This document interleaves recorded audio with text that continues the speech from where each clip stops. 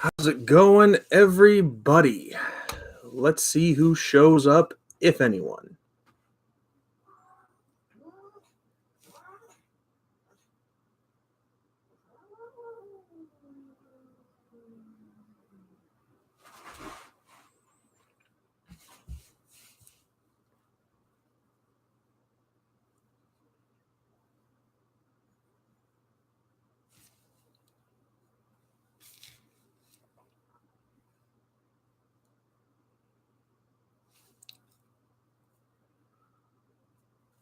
It's always funny to go back and watch these and have like the first minute be completely silent.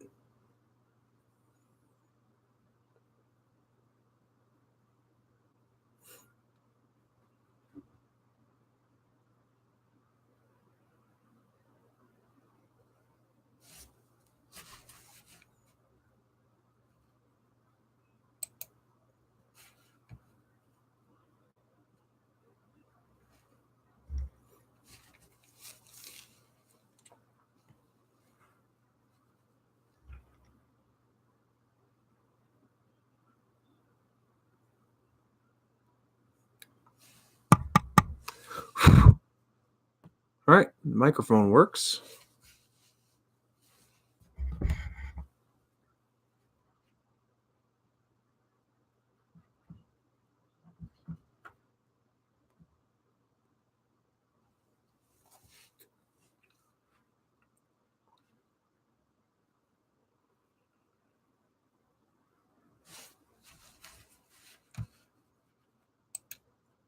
Let's do a little sound test.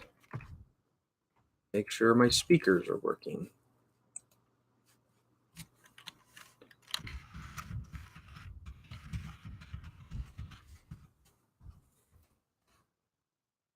This is always a favorite song of mine.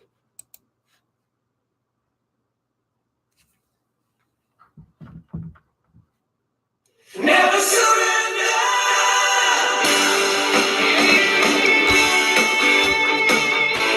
I always like this song.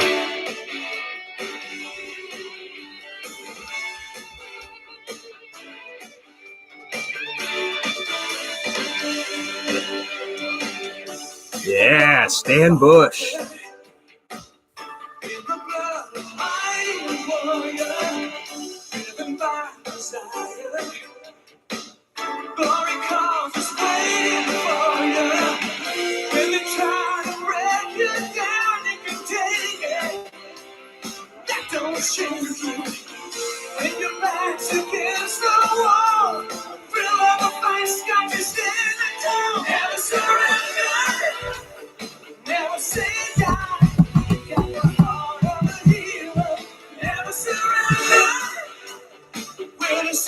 I like this song. What can I say?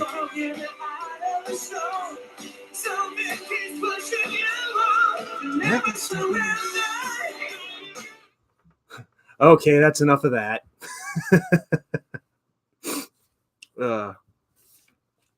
Nice little way to do a sound test, and in the process, me look like a maniac. Stan Bush did a lot of songs on soundtracks for a few '80s movies. The original Transformers animated movie in '86, he did Dare and You Got the Touch. I don't know if you guys remember that. The song that I was just listening to was from Kickboxer with Jean-Claude Van Damme, 1989.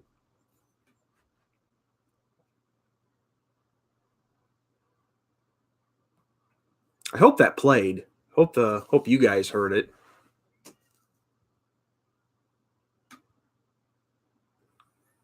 I mean, it's bad. See, I'd look stupid enough already lip syncing the words to that song, but it would be even more pathetic if I did that and you guys couldn't hear the music.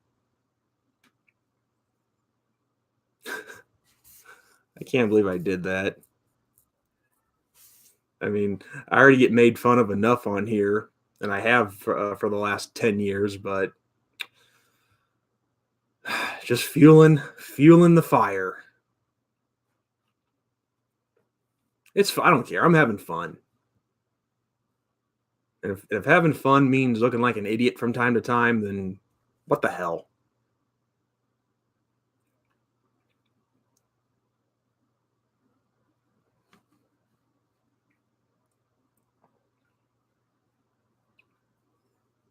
Oh, let's see. 2 viewers. Did that little performance drag a couple people in?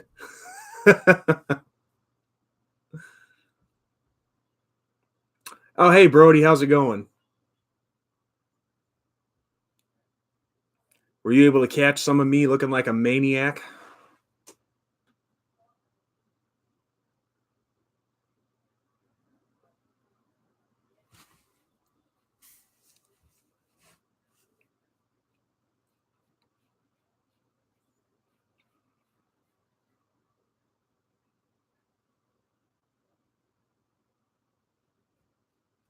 Oh, you did? Okay. So you didn't see that.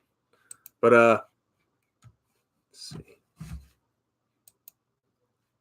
I was doing a sound test and I was playing this song. I hope you can hear it. Never surrender.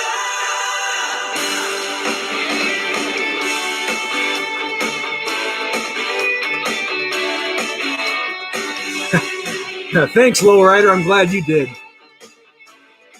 Now, you guys can hear the music, right?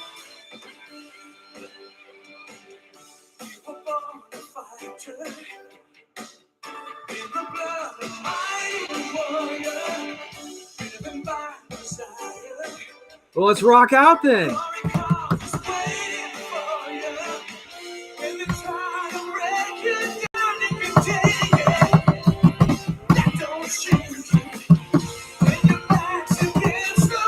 Who cares about Trump, John Doe? I'm rocking out to some Stan Bush.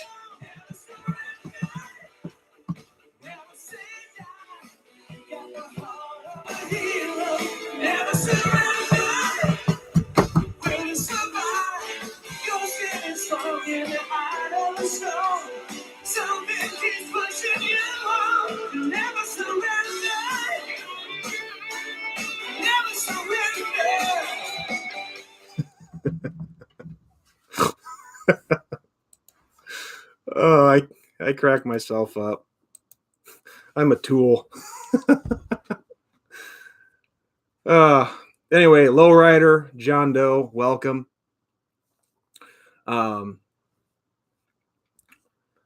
Yes, Brody, I did see Miles Boykin, and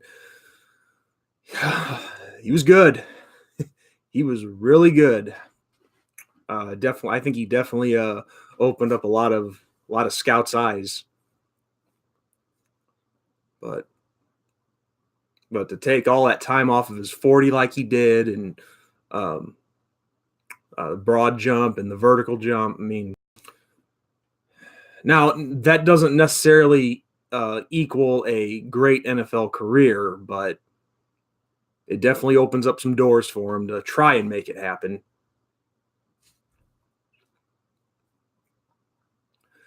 But anyway, John Doe, thoughts on Trump? I don't really have many. He's I mean, honestly, I think he's been doing a good job, but some questionable things, I should say, as far as policies that some of his staff wants to initiate. But that's one thing. See, since you brought up Trump, John Doe, one thing that we all need to remember here, and this is probably the most important thing, never. Let me fix my microphone. I mean, I know it's good, but I just want to make sure it's working. Catch my voice well enough.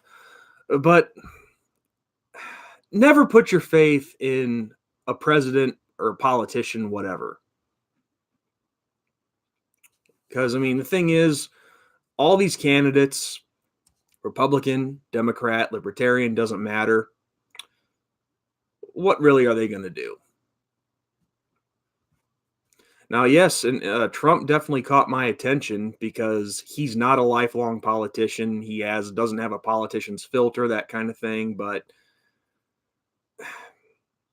basically what it is, people. It really how much power do you think the president really has? Now, let's face it, a lot of the power is coming from the people around him, the lobbyists, and that sort of thing. But the bottom line is, you never put your faith in a politician. You always put your faith in the man upstairs. Because in the end, that's all that matters.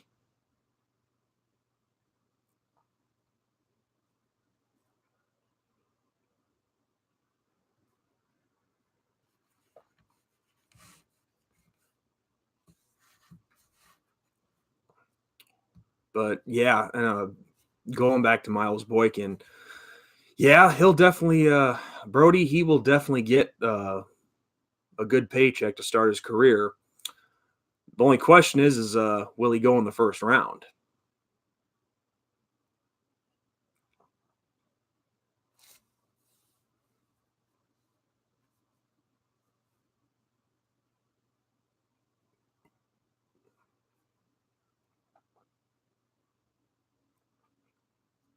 I mean, really, I'm trying to think out right off the top of my head, but who is a team that could definitely use some receivers? And obviously, I mean, New England could be one.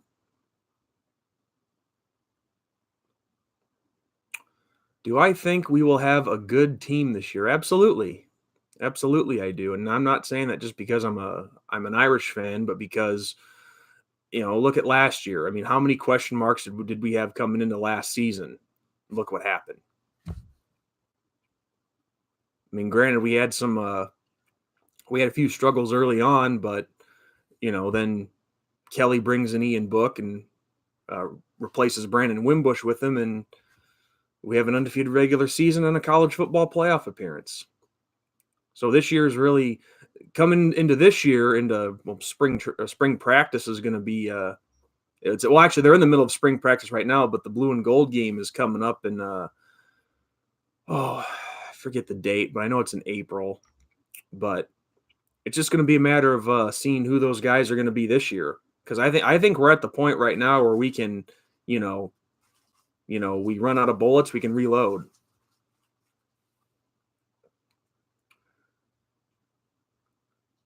Um, I thought Jafar Armstrong was coming back. I didn't hear anything about him leaving. Uh, Ian Book looked sharp in first practice. I haven't seen any videos yet, but I'll take your word for it. There's definitely with Ian Book, there's definitely a lot of room to grow, and that's what looks promising for me. I mean, to do what he did last year and knowing that he still has room to grow, that's exciting.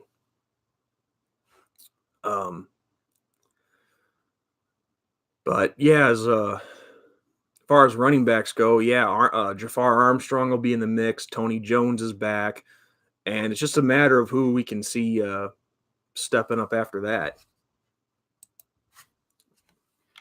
Actually, I'm going to take a look at who all's on the roster right now, because this is what happens when you have a lot of guys that leave for the NFL draft or to graduation. You got to get used to the new names on the roster.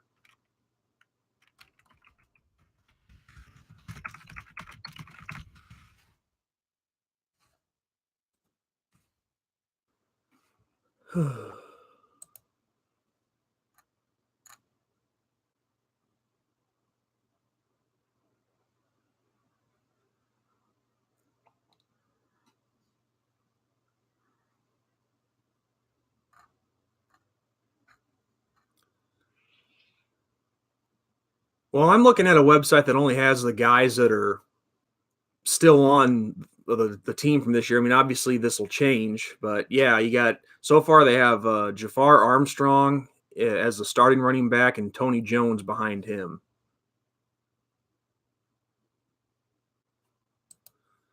Let me try going to another site.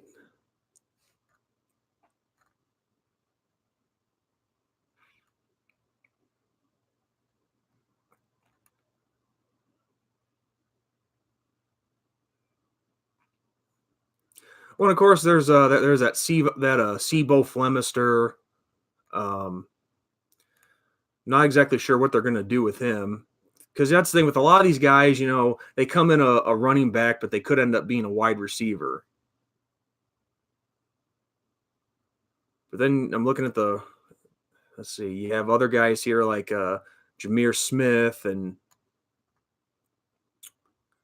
um,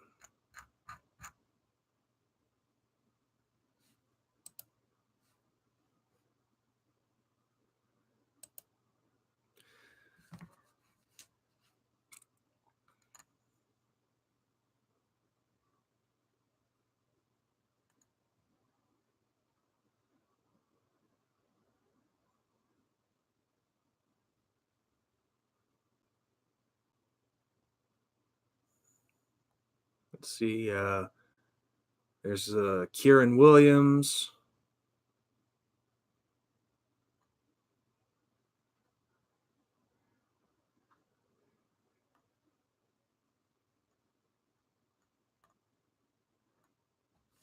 Yeah, it's really too early to tell.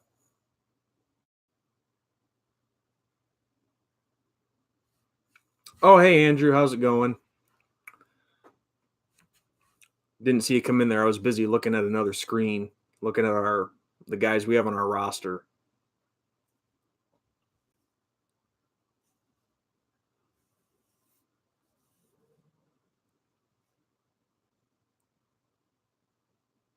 But yeah, Brody, if Jameer Smith, if he put on a lot of muscle, that's definitely going to help because we're going to need not only talent but depth at that running back spot. But like I was saying, I mean that's the thing with some of these guys. I mean they come in as one position, but they end up another. Like I remember years ago, like in the late '90s, we brought in Arnaz Battle as a quarterback, and he ends up leaving Notre Dame a wide receiver. Andrew, I can't complain. I'm doing pretty well. Just another long week. It's another 60-hour week. Left arm's kind of hurting me, but other than that, I can't complain too much. Make that money, right? Yeah, Brody, I did see that. I did see that Avery Davis is moving to corner. It's another spot we're going to need to have some talent and depth in. And that Houston Griffith, I saw they're moving him to corner as well. So I think he came in as a safety.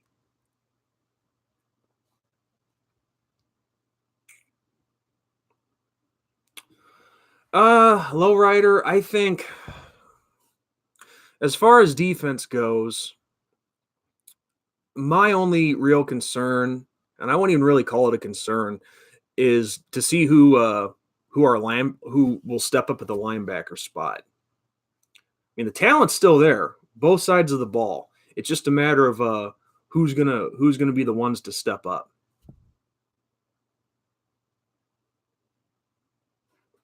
So this is really just like last year. Some question marks, but they're not bad question marks. It's just a matter of we have the talent. Who's that talent going to be? Who's going to come in there and make the plays?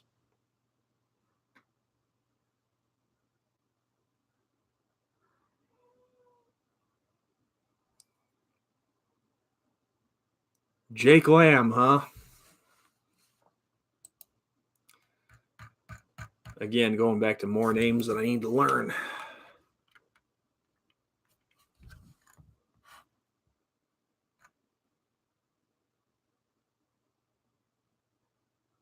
Oh, Jack, you mean Jack Lamb?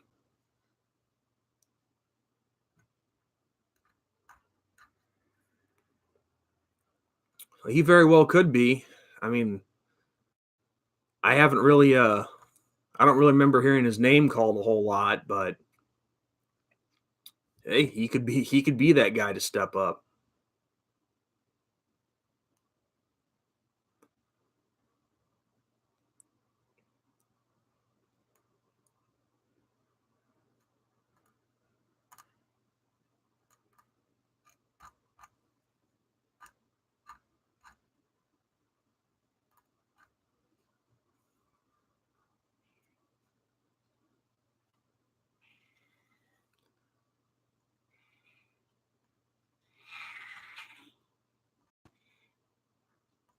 Well, then of course you got other guys on here. Let's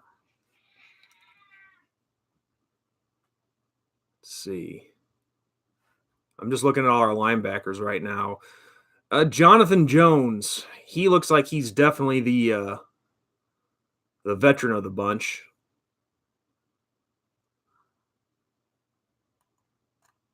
So I would definitely expect to hear his name called.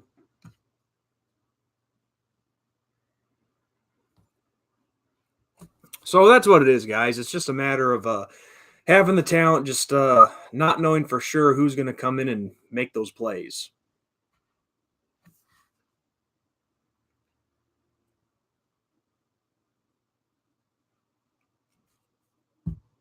But other than that, I think we're, despite what all we've lost, we're in pretty good shape for next year. Because I can't say this enough. This past season, it was literally the same thing. Um, we lost plenty of guys to graduation and going pro early, and um, we came out and did just fine.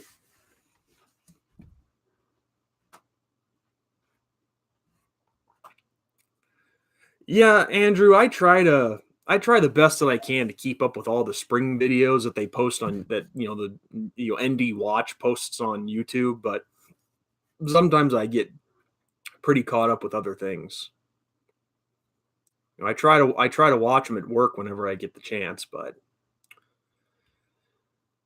you do not you just you don't want to be caught with your cell phone out where I work.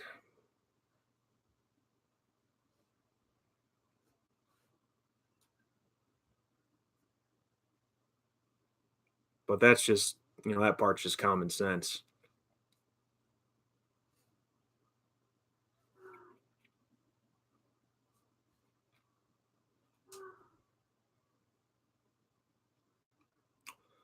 I'm a machinist lowrider. I work in a shop, and of course, I'm not gonna say where I work, but I work here in the QC area. And the place I work at, we make a lot of parts that go into farm equipment. At least most of it, anyway. I think, but really, we make a lot of parts for various different kinds of equipment, not just farming. But that's what I do.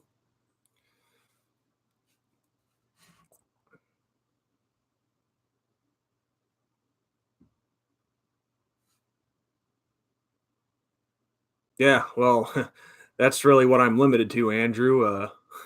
Basically just break and lunch. That's it. That's when I can watch all that stuff, but even that's not enough time sometimes. Yes, Brody, he definitely has gotten a lot of faster guys on defense, which has really made a difference, and it's shown on our defense the past few years.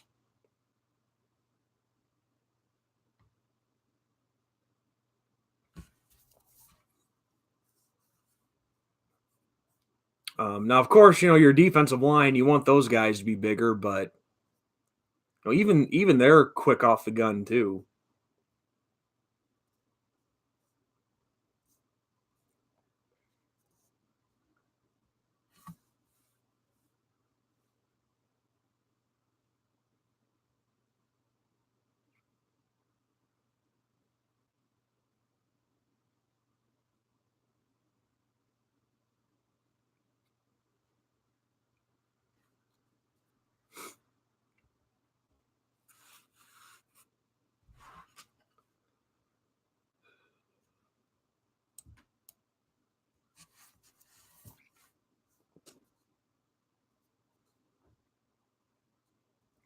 I will tell you guys one thing. It really feels good not having to film in my car anymore.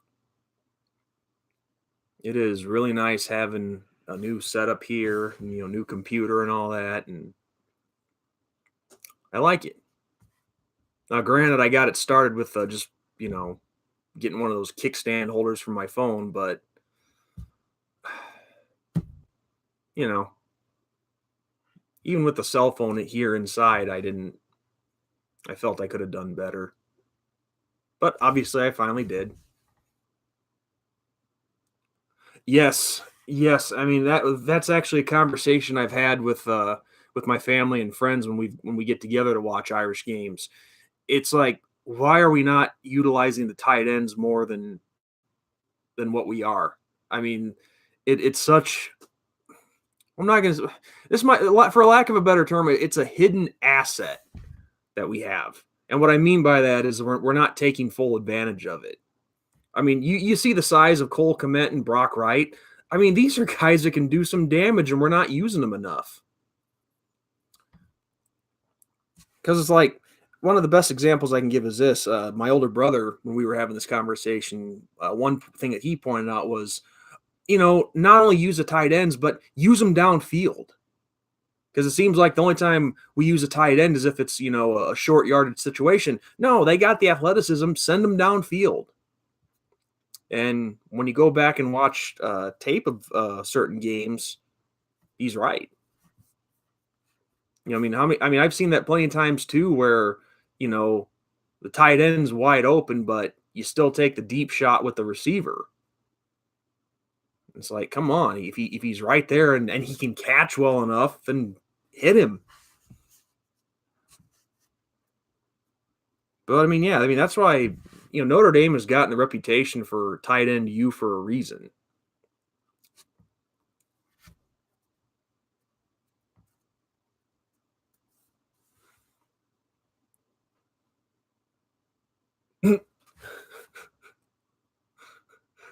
Sorry, guys, I got the I got the movie Kingpin on, and it just got to the part where he drank the bull semen. Jesus, it never gets old.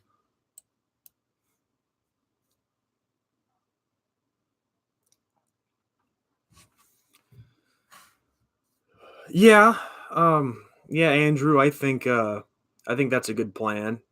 Is focus on the offense, but as I've said in numerous videos already the past few weeks, should be more focusing on the right game plan and stop avoiding what works and quit trying to get cute and experiment at the wrong time with different things. I can't say it enough. I think that's what hurt us in the Clemson game in the Cotton Bowl.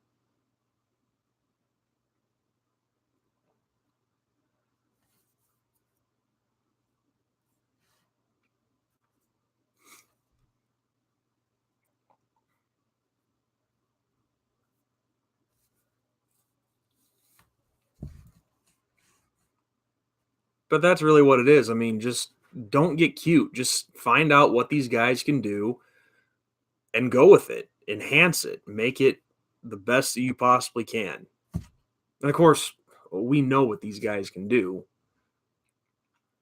I'm just saying that, there's really no need to get cute when everything's working.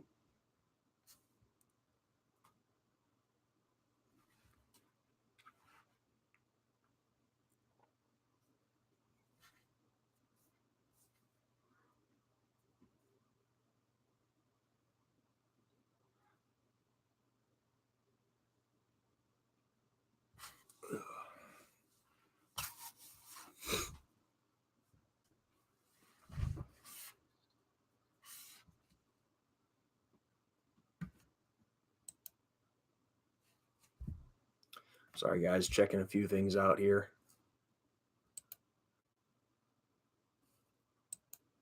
Trying to multitask.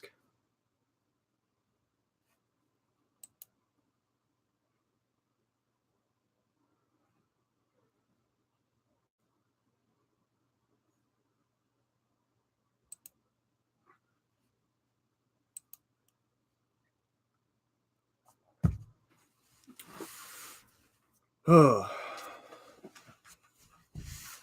Yeah, just a little piece of news. I'm not going to say too much about it. I think I said this already, but you guys will definitely want to be on the lookout for in the next few weeks on my channel. I'm not going to give it away, but I'll just say this: I'm going to be conducting my first ever interview. So in the next few weeks, definitely be on the lookout for that. Um, I hopefully it happens sooner rather than later. I'm just trying to get in touch with the person that I'm interviewing and um, try to figure out a format and how to actually conduct it.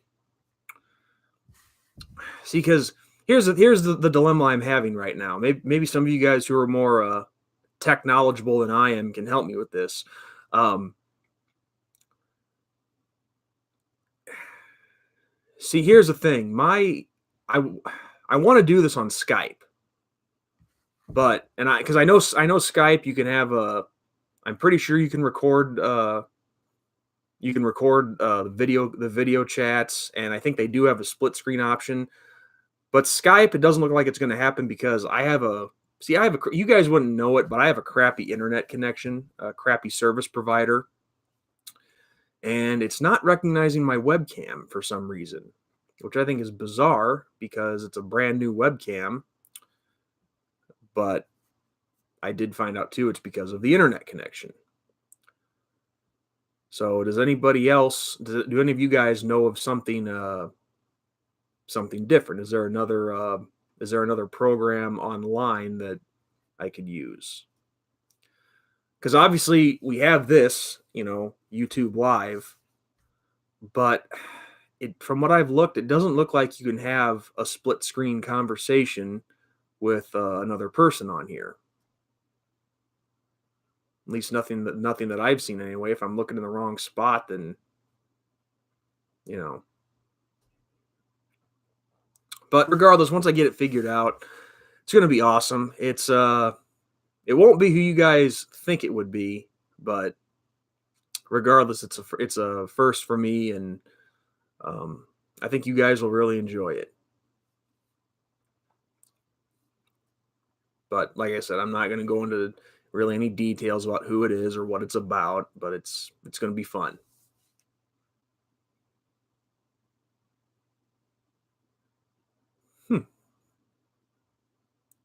Google Hangouts, huh? I'll give that a quick look.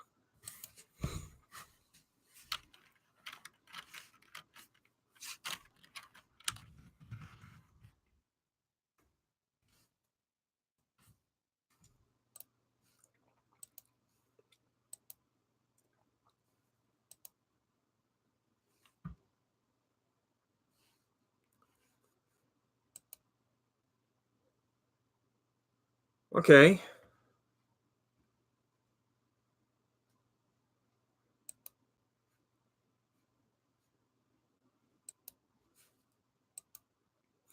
Well, the good news is from checking that out, it looks like it will recognize my webcam. But of course, um, go in and check it out in more detail and see if it actually will let me not only record the call, but have split screen. Because I don't. Here's the thing, people. I don't. When I do this interview, I don't want to have just be here's the full screen and then a little small box of the person that I'm talking to. That I don't like that. And plus, I think it kind of shows disrespect to the person I'm interviewing too. But just anything that'll let me record the call and have split screen right down the middle here, that'll work.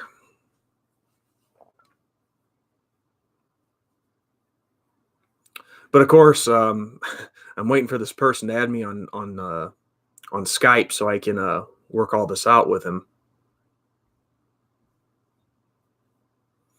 But yeah, checking Google Hangouts here, and that's okay, Andrew, if it was misspelled. I knew what you guys meant. So it looks like it will recognize my webcam. Just like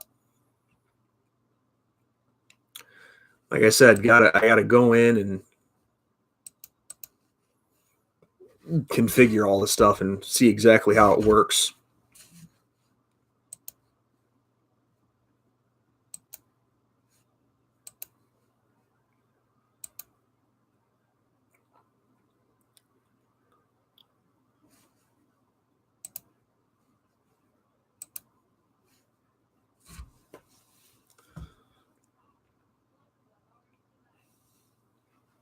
But yeah, I'm just really not a whole lot going on other than Notre Dame spring practice is underway. Spring training going on for the major leagues. And oh, I can't believe I forgot to mention this. Can you guys believe the Bryce Harper deal? Unbelievable. 13 years, $330 million. Just ridiculous.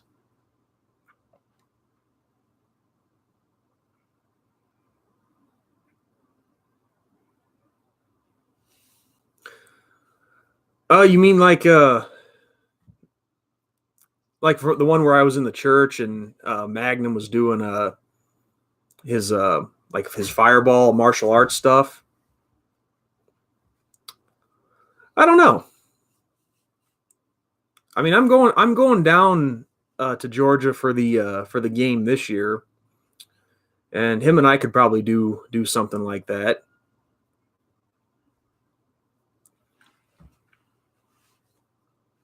So I know, yeah, because that'll be the first time that him and I are meeting in person, and we also want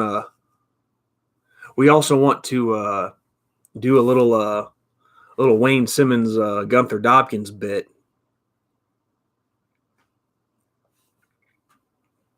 But I'm looking forward to that trip.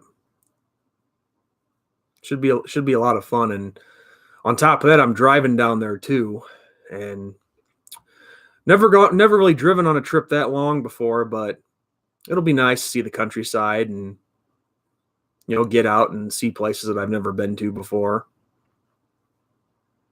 I mean, don't get me wrong, I've been to places down south, but it's just been very limited. So let's see, I've been to Tennessee, been to Florida. I was down there for when Notre Dame played Bama in the title game, and I don't know. Do you guys consider Kentucky a part of the South? Because I have been to Louisville. Actually bet on the ponies at Churchill Downs.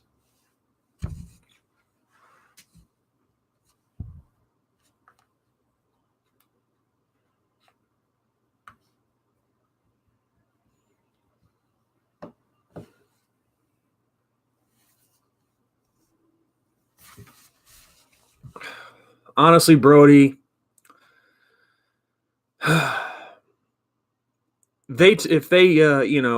if our fans, a lot of our fans were that fair weathered to sell off their ticket and just go back and get drunk in their RVs, then there ain't no way that we're going to outnumber them in their stadium. I mean, if their fans are willing to pay $1,000, $2,000 to buy a ticket up in South Bend, then there ain't no way they're going to sell their tickets down there. BVD, what's up, dude? Nice. How you doing, man?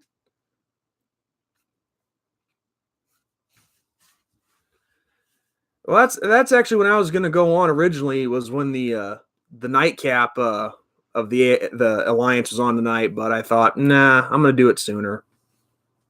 I have things I want to do here in a little bit. But that's good that you're doing well, man. I was just telling everybody about heading down south this upcoming fall for the Georgia game and hopefully dropping in to see you.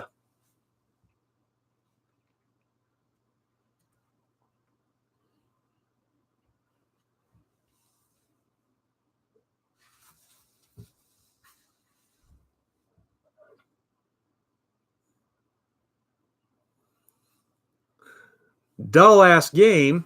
I thought they've been playing pretty well. I mean, no, it's not top quality football, but these guys are giving it all they have. Well, that makes two of us on the life part. I mean, my life at this point is pretty much work, eat, sleep, and this. And that's not a disrespect to any of you. I love doing these live streams.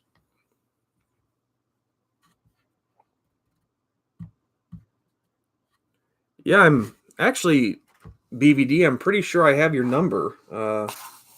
I'll send you a text. You tell me if this is correct. And no, I'm not going to give your number out on a live stream. I'm not cruel.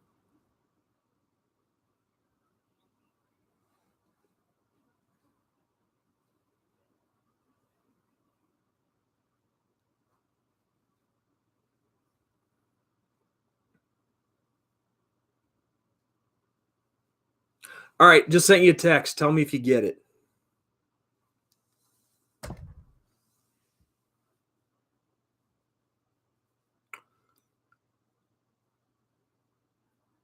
Oh, you know I'm not like that. Well, how do you know? Just teasing. Just teasing.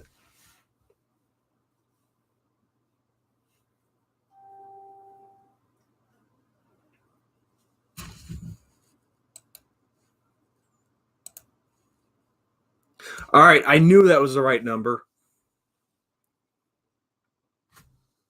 Yeah, I just I think this was you that just. Nope. Nope, it was a Facebook notification.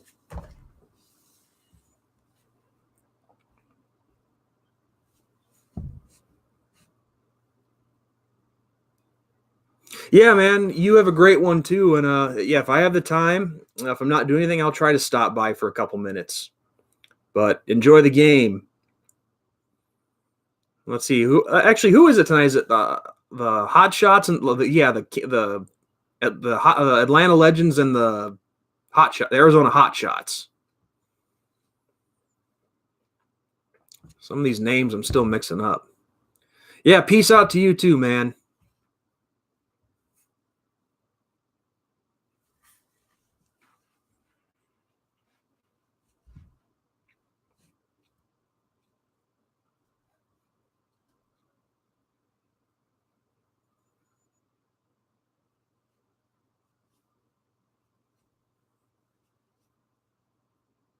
Oh shoot, actually, I'm going to put that game on. It's just about to start.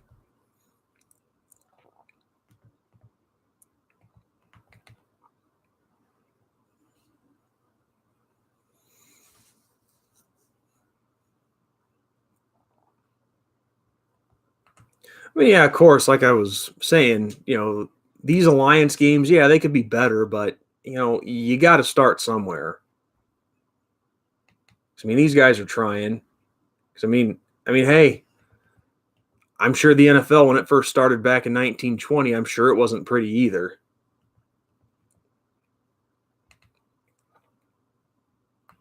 And here we go.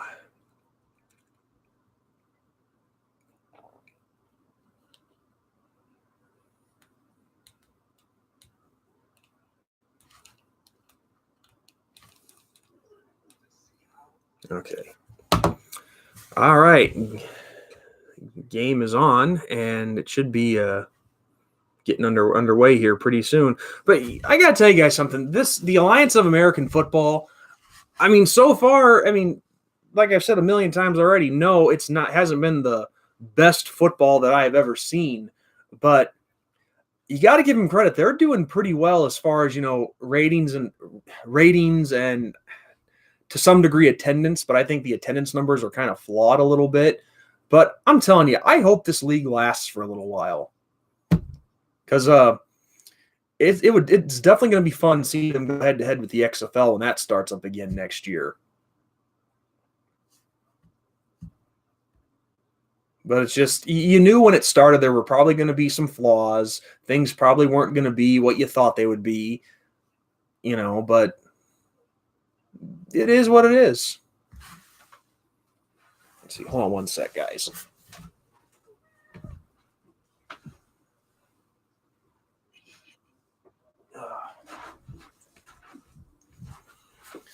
Had to grab a beverage. No, it's not a beer this time.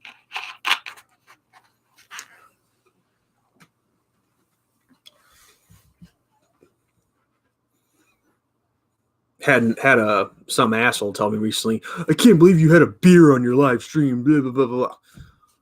So what? It's a beer. It's not like I was getting on here getting trashed.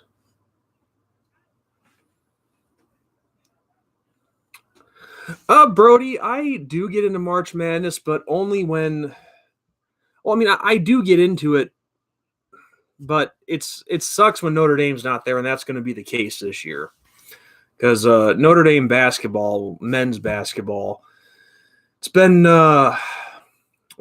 pretty rough. But sometimes I fill out brackets, sometimes I don't. It all just depends. But no, but those games are fun to watch. Absolutely.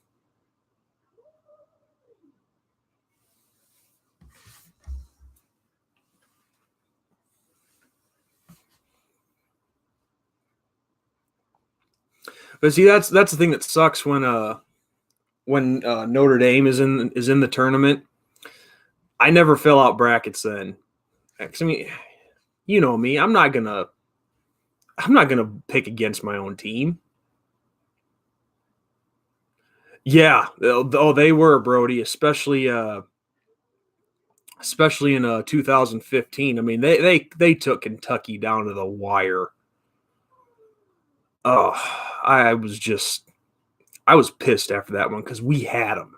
We had them, and we let it slip away.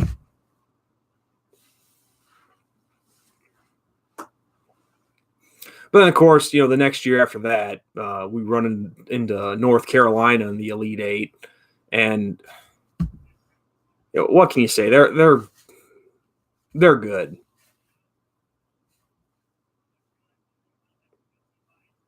So when we lost to North Carolina, it wasn't as disappointing. But that Elite Eight loss to Kentucky, it's more that nothing against the players. It's more that just John Calipari is such an arrogant prick, and he really, like, in his post game interview after that, he says, when he was asked, "Was this the biggest challenge for you to date?" He says, "No."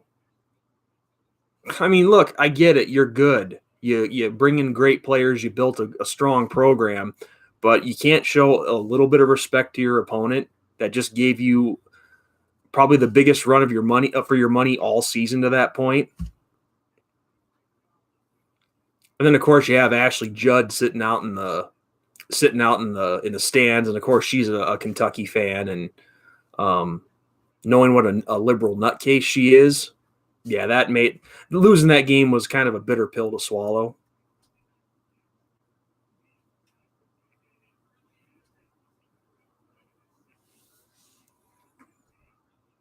But no, those were definitely some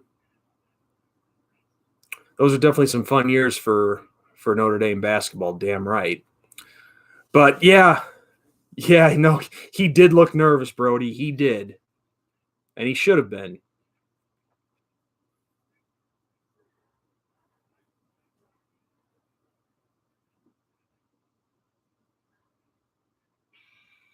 But it's just that's the thing. I mean, I just don't understand that not being able to show just the slightest bit of respect.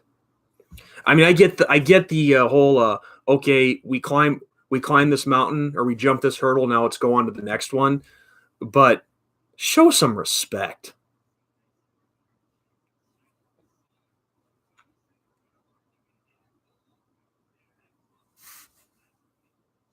All right, here we go. The hot shots and the legends are underway.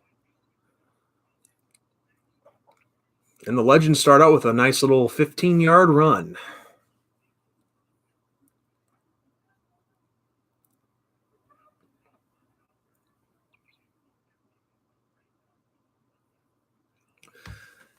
Yeah, I was just talking about the Alliance of American Football and the attendance numbers being kind of hit and miss. It's kind of showing that right now because that stadium is very seeing the people in the stands. That it looks pretty patchy in that stadium. It looks very empty. But so far, I've only seen one camera angle. Hey, come on. Leave her alone. Dose Leprechauns, how's it going, man? Assuming this is Jason.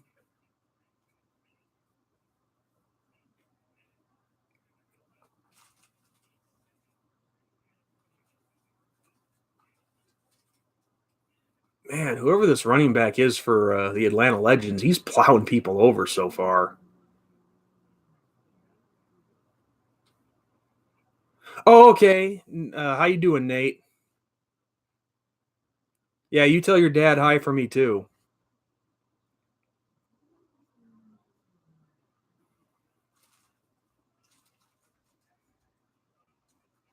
I mean, I don't get a chance to listen to you guys all the time, but the stuff that you guys put out's pretty good.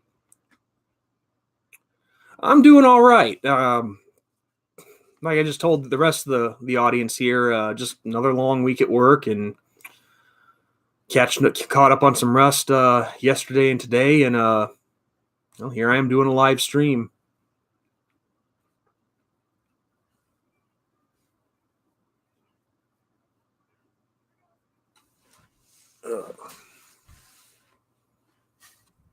But I'm sure you guys know how it is because you guys are probably always busy, trying to, get in guests and run your show and all that.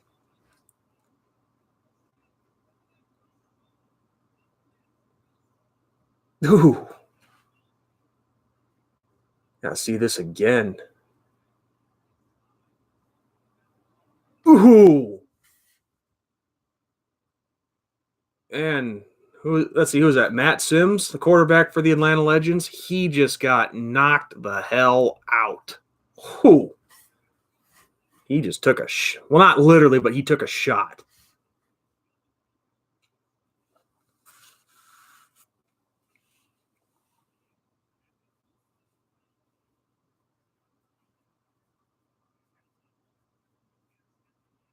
But yeah, Nate. Like I said, you guys do put on a good show, and of course, I'd known about you guys before this, but it's even cool that you guys have a buddy of mine working with you now. That well, he's went by a couple different names, but he went by Shakedown the Thunder Productions.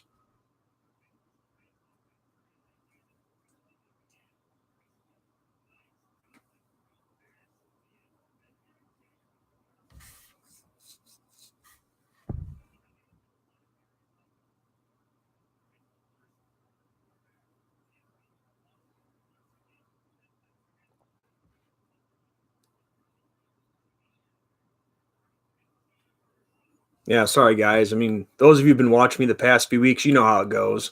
I'm going back and forth between here and watching the game.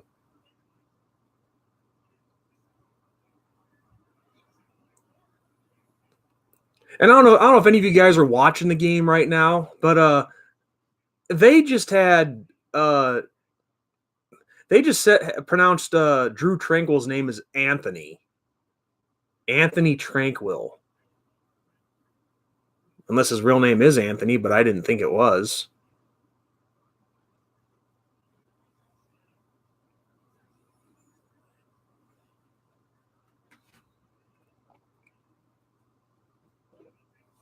So you know what?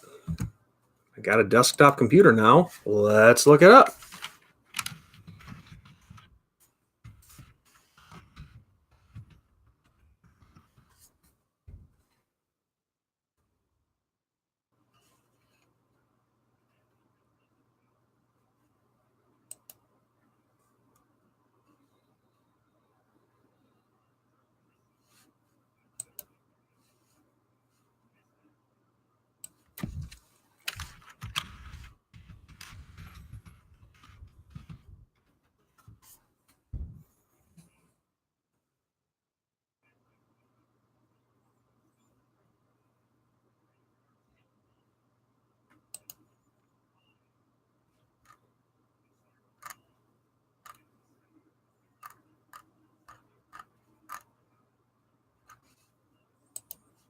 No,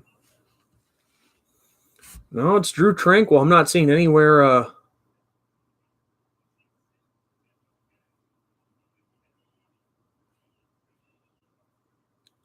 What on the? Oh, well, no. I just they didn't bring him up on the Alliance coverage. See, they're showing the game on NFL Network, Brody, and they're showing like the top five in each position.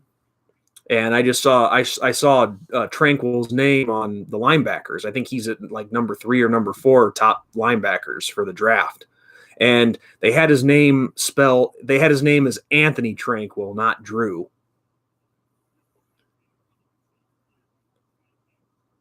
That's no big deal, Brody. Quit being so hard on yourself, dude.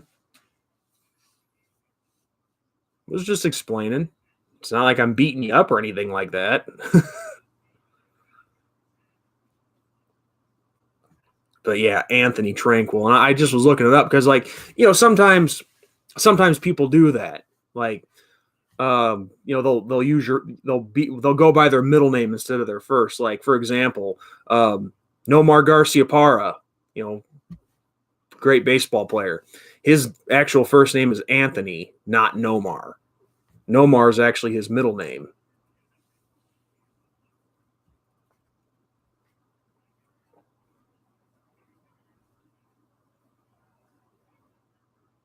Yeah, he's awesome. I'm gonna miss him. I mean, all the things that he did for us and all the big plays, just and also to do all of that after getting hurt twice, season-ending injuries.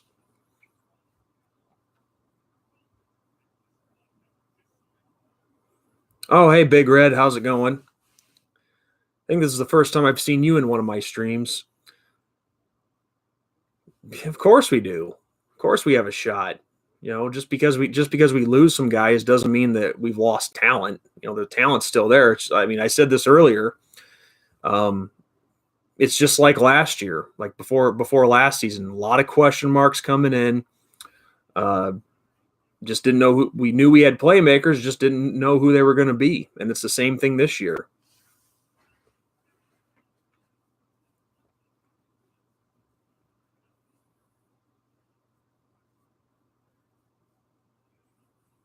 But I mean, of course, obviously, we know that Ian Book's the quarterback. We know Chase Claypool is going to lead the way with the receivers.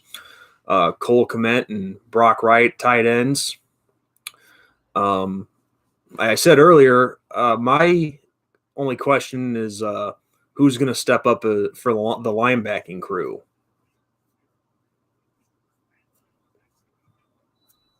And I can't remember if it was you, Brody, or Lowrider, or actually, who did bring that up?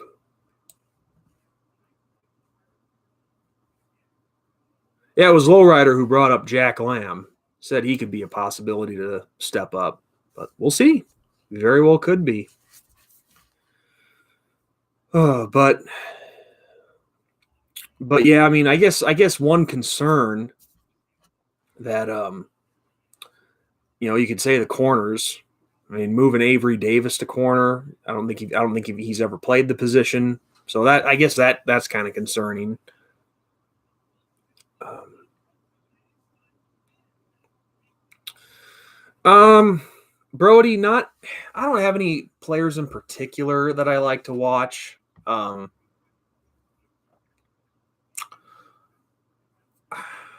mean, it's of course it's always interesting watching the different teams in the SEC play and seeing the strong defensive games that they put out. But there isn't anyone really in particular that I watch outside of Notre Dame. I mean, of course, you hear about them from watching ESPN and whatnot, but it's not like, and I respect them, yeah, but it's not like I go out of my way to watch them, if that makes any sense.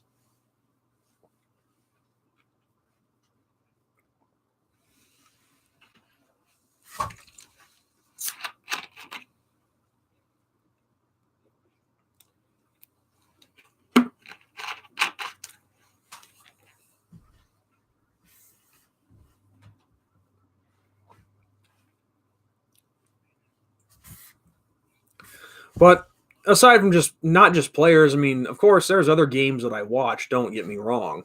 Um, I'm always down for watching a good football game.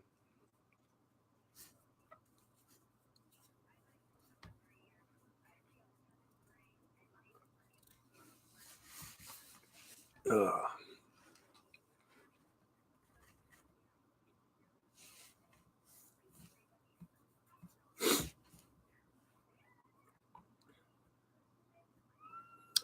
but I don't know. I will say this though. If I had to choose, Kyler Murray, he was always fun to watch. You know, whenever Oklahoma would be on.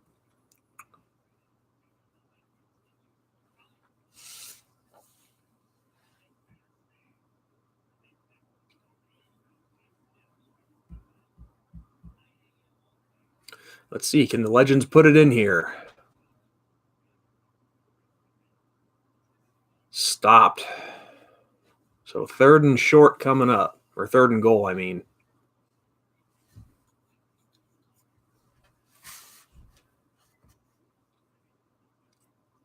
Well, anyway, how about you guys?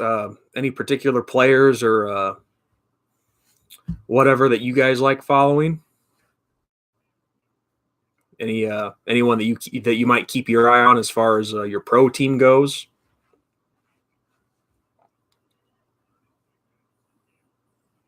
Because I will tell you this though.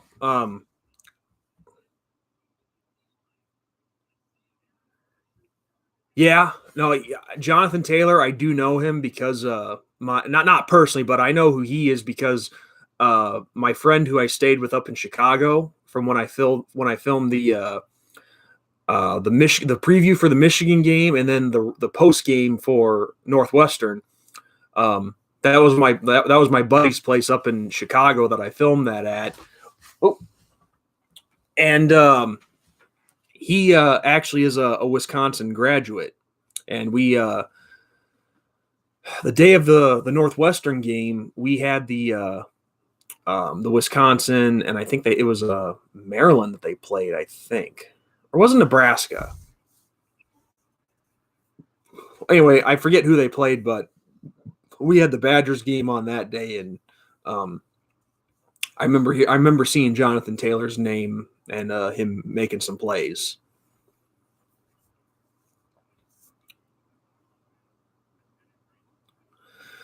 Big Red, I hope you're right. Jafar definitely showed some really good flashes of being a talented player, and I hope it. I hope I hope it's a case of him just getting better and better. Because I mean, he's got the speed, he has the cut ability. Um, I think just what, and I could be wrong about this, but I think the only thing that Jafar what I mean is I could be wrong about if this was him or not, but needs to work on his pass blocking. But then again, you know what? I don't think that was Jafar. I could be thinking of Avery Davis when they tried him at running back. Because I remember there was one of our running backs that just didn't do such a great job at pass blocking. And I was thinking that was Jafar, but actually I think that was Avery Davis who I'm thinking of. So I take that back. Oh, I know Jafar has incredible work ethic. I mean, he is a very good player. I just I think his only problem was he just had some more experienced guys like Dexter Williams and Tony Jones in front of him, but definitely he's going to see a hell of a lot more reps this upcoming season. But Notre Dame, I mean, they get these freak athletes all the time. But even after losing in the Cotton Bowl, I'm still excited about this team. It's going to be fun to watch them in the spring game, see which, as I've said this many times in videos in the past, you can't, to a degree, you can't take the spring game seriously because you're playing yourself. You're not playing against anybody else. It's a scrimmage. But it is going to be pretty interesting to see who has the playmaking ability in the spring game for sure.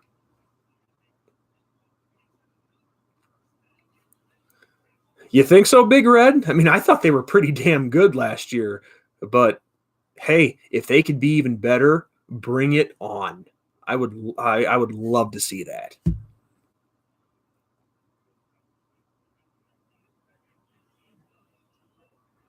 Hey, you too, Andrew. Thanks for stopping by, and I'll most likely be on next week sometime. But God bless to you too, man. Yeah, Brody. I don't see it either. How people could think that Tony Jones is lazy. I mean, to play for a team like Notre Dame, you can't be lazy. So I think that's just a silly comment for anybody to say that. I'd like to know. The funny thing is, the people who say this, you say a lot of people say that. I'd like to know who a lot of these people are. Probably your typical armchair quarterbacks. The ones that just have their minds made up before they even know about what like they just basically they're like the people who just read the headline but don't read the actual article. That's what those people are that I'm trying to describe. But no, Tony, I don't think he was lazy at all.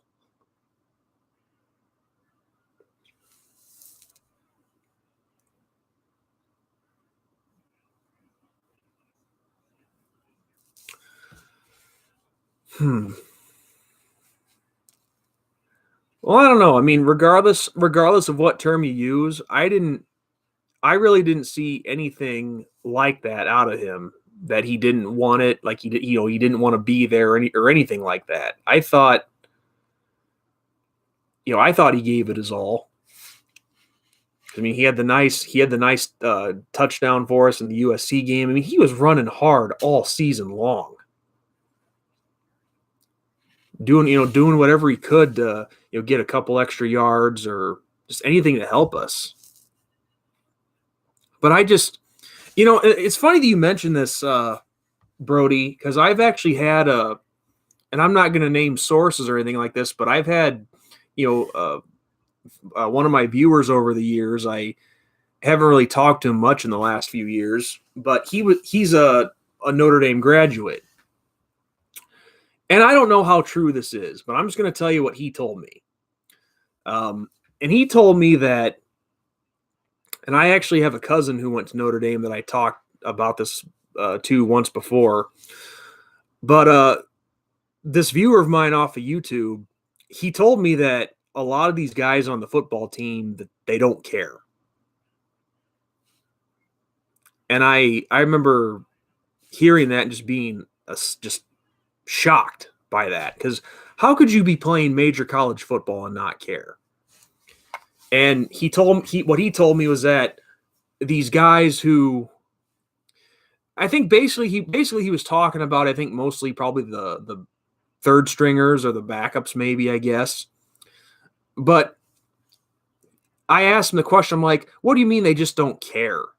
And he goes, well, they just play for the glamour of it all, for the celebrity status. And I'm like, so wait a sec, you mean to tell me that they came here and they're going through, the 2-3 day practices in the summer when it's really hot, because let's face it, anybody who's played football, summer practices suck, the 2-a-days, all the other activities involved, it sucks. And so I asked this guy, well, why would they go through all that then and not care? And he says, well, they do it to stay on scholarship, because obviously that Notre Dame scholarship is going to take you a long way in life, help you get a good job, make some good money. And I even brought that up to him, like, why? Well, still though, how could you go through all that, the rigorous practice and the training and whatnot, if you don't care? And he's like, well, that's a good point. So I honestly, I don't know how true that is, but obviously he would have more insight than I would. But I have a hard time, even with him having that insight, I have a hard time believing that some of these guys just don't care. Because all I know is if it was me, and I can only speak for myself on this, but if it was something that I didn't care about, then I wouldn't do it. But I just think that if you're playing top level college football, how could you not care? And look, I get it. A lot of these guys that come to Notre Dame, they probably cheered for another school growing up. Understandable. I mean, like all these kids we get from Florida, for example. You think the majority of them grew up cheering for Notre Dame? I doubt it. They probably grew up cheering for Florida State and the Gators and the Hurricanes. But all I know is, a major school offers you a scholarship to play football. How do you just do it and not care? But yeah, I heard that, and I was shocked by that because I don't believe that for a second. Because you don't go through all that and just say that you don't care about being there or about playing for that team.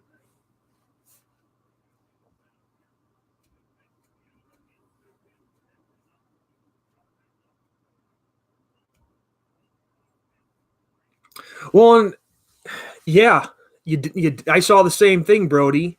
You damn right they cared. And the only difference when I asked my cousin, who was a Notre Dame graduate as well, when I asked him the same question, this is what his answer was. He goes, "Let me tell you something, Sean. The starters and the guys who get a lot of playing time, they care. The rest of the guys, they're probably not as passionate about it as the guys who play are." And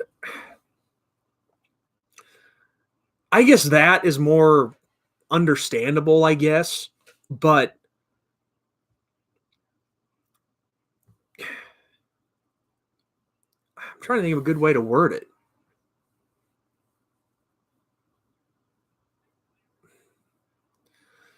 I guess the only way that I can describe it is, okay, if you're one of those guys that, you don't see a lot of playing time, you're on the bench.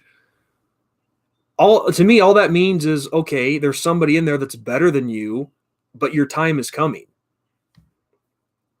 So I mean, regardless, even if you're a bench player, you still have a role on the team to play. I mean, and believe me, myself, I would know a lot about that. When I played high school football in high school, I was a backup. I'll be the first to admit I was not a great football player, but I knew that I still had a role on that team. I had a job to do, and if it was just helping the starters get better, and I'm not saying that anybody should just shoot to be a backup, but all I'm saying is it is what it is, and that was my job, and my teammates who did start, they benefited from it.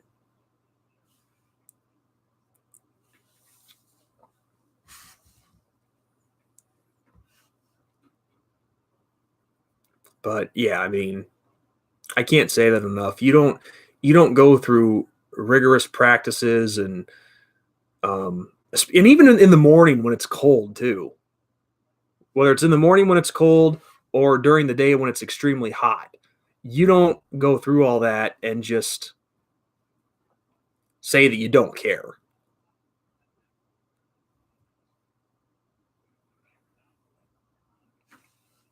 And going back to what I was saying about maybe this wasn't the team that they grew up cheering for. I think I've used this example before, I believe. But let's say if I was coming out of high school, let's say I was a good football player. Just a hypothetical. Let's say I was good and I was getting all these scholarship offers from, Michigan, Ohio State, USC, Notre Dame. Obviously, Notre Dame is a team I grew up watching. And USC is a big rival of ours, obviously. Well, let's say I took a visit out to USC. I liked what I saw out there. I liked what this time the coach would have been Pete Carroll. Let's say that Pete Carroll had a system that worked for me, and I decided to sign with USC over Notre Dame, who I'd grown up watching my whole life. Well, Notre Dame would always be a part of my life, always in my heart. But I would have some passion playing for USC in that scenario. So you're damn right. In that hypothetical scenario, I would care.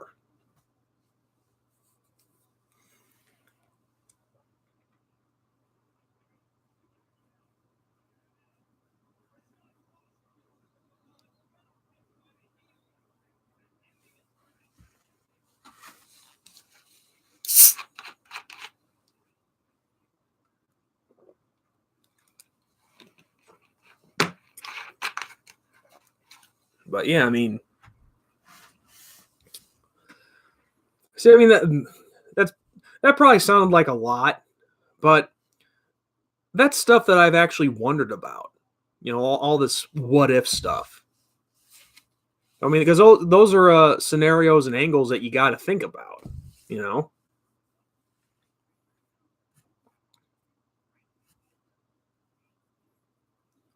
Oh yeah, I'm watching the hot shots and the legends here. That is definitely a safety. So the score right now, with 26 seconds left in the first quarter, Atlanta 2, Arizona nothing.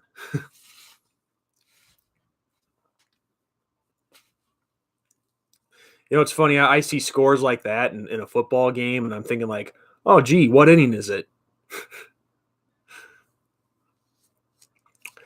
And speaking of which, since I brought that up, one of the most awkward football scores I've ever seen in my life. No joke. This was a final score. I forget what year it was, but it was the final score was Iowa 6, Penn State 4. Now look, there's just something about 4 in a football game, 4 points, that is just awkward to me. 2 makes sense, 3 makes sense, even 5 makes sense, but 4, no. And after thinking about it all these years, I think the reason for that is because 4 points is just, you have to do a lot. It takes a lot of work to get that, which I just think that's why it's such an awkward football score. So, I mean, obviously, 6 points, you kick a couple field goals, but 4, 2 safeties. I mean, you're lucky if you see 1 safety in a game, let alone 2.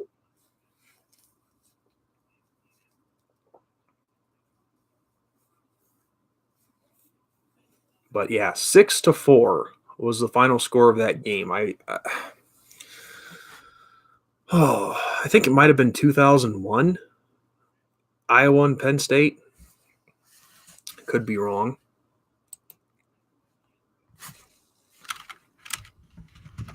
I got myself curious.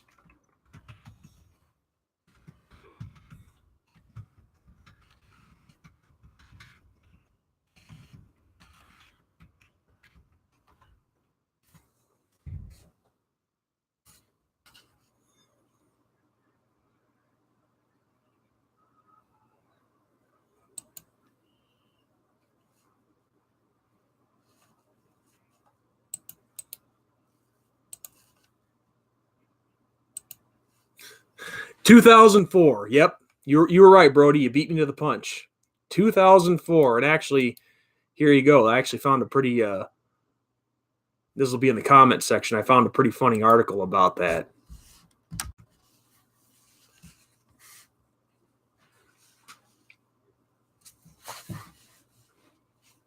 I like the headline of that too. 6-4. Yes, it actually happened.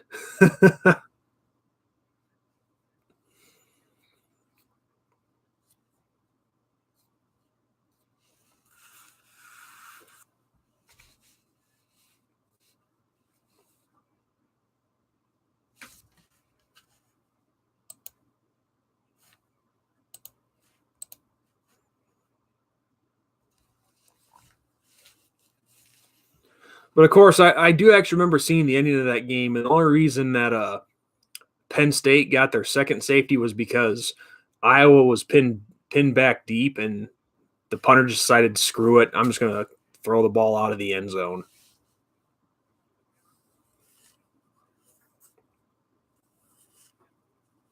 But yeah, if it was 6-2, no big deal. But just 4.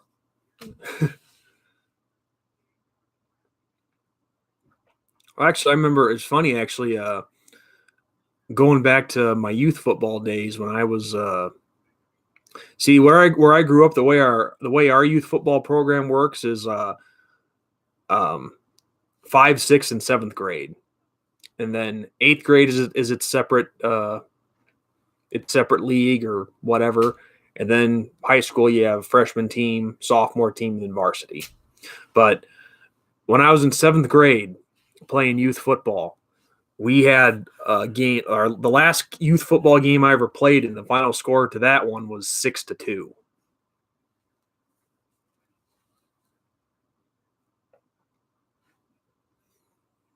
And the only reason they got that safety was because our opponents, they bull rushed one side where they knew the play was coming.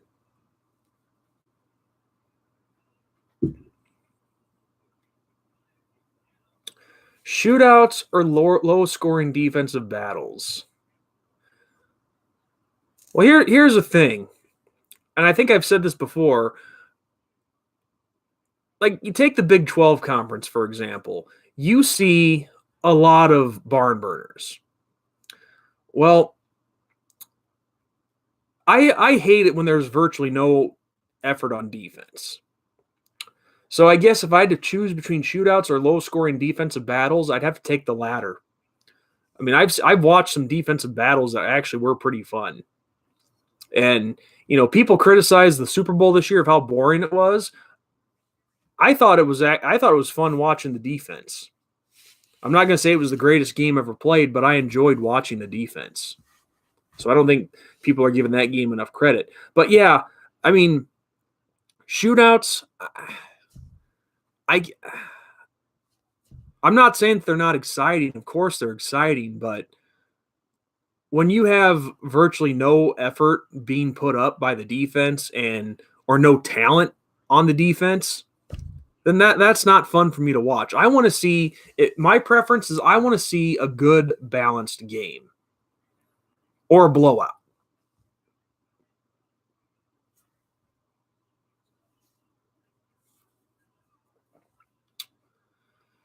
Will Crawford make it the whole season? I sure hope so. I mean, he's had in the time that he's been with us, he's had so much bad luck. It's been ridiculous. And he's a talented player too.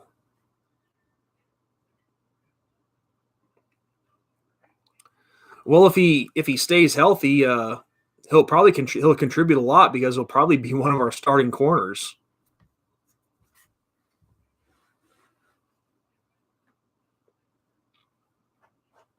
So if he's healthy, he's going to contribute a lot. I can tell you that much. Because I mean, with Julian Love going to the NFL, we need a corner that has some veteran leadership.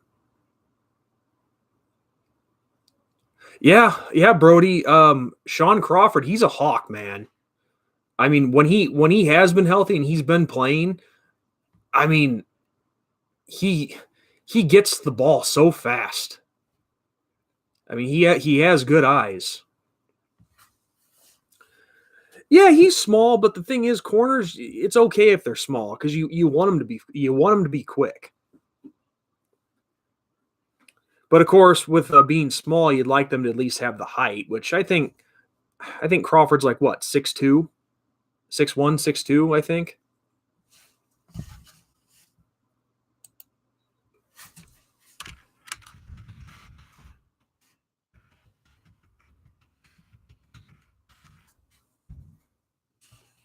Oh, I was way wrong. You were right about the small part. He's only 5'9". I thought he was taller than that.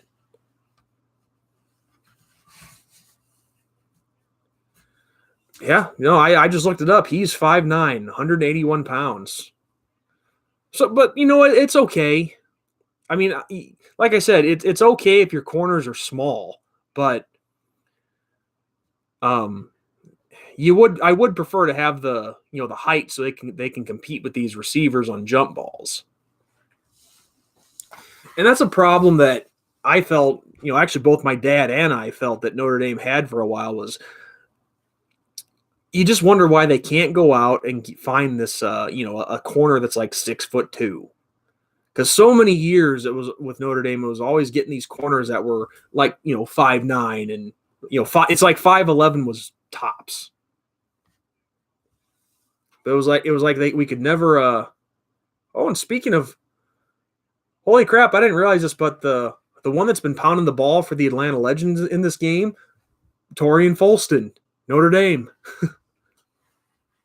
Haven't seen his numbers yet, but he's had a couple of nice runs in this game so far.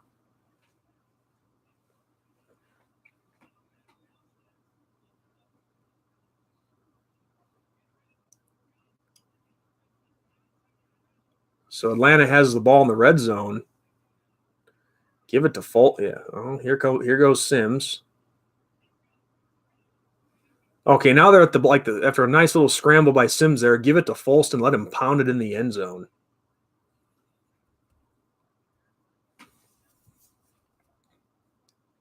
But yeah, I should have remembered. There's like 12 different Notre Dame guys in the alliance right now.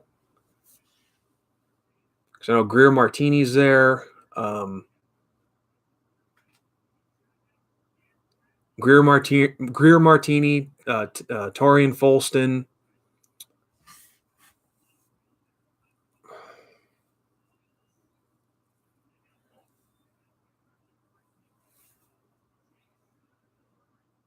Yeah, I forget who all's there. Yeah, Niles Morgan. I knew there was one more. Yeah, Niles Morgan. I forget which team he's playing for, but he's in there.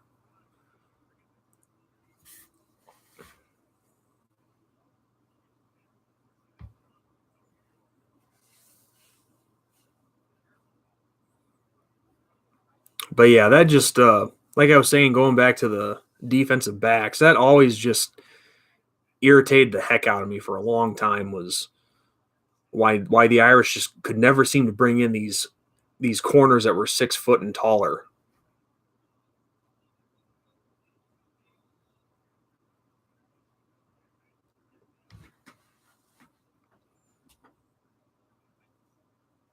But then again, I guess that's where your safeties can come and help you too. So I guess it's not that big of a deal, but the taller the better, put it that way.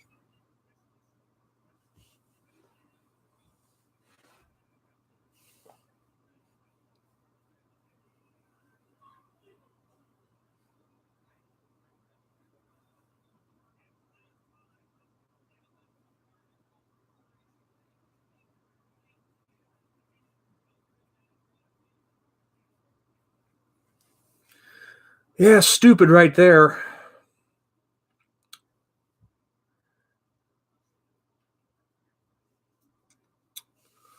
I know that they had a kicker in their class this year, I think, but I forget his name.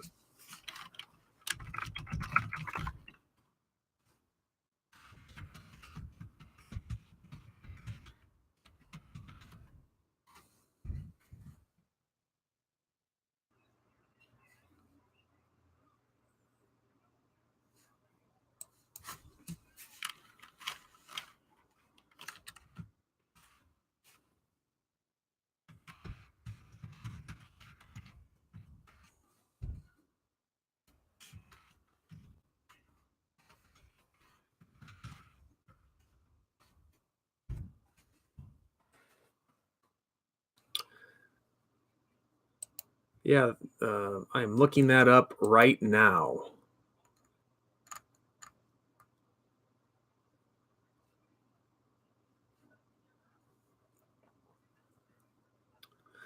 It's looking like the place kicker is going to be, and this is very early, Jonathan Doerer.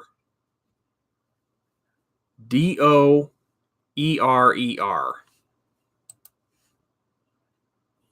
I think he was the one that they brought in when the Irish played Navy out in San Diego.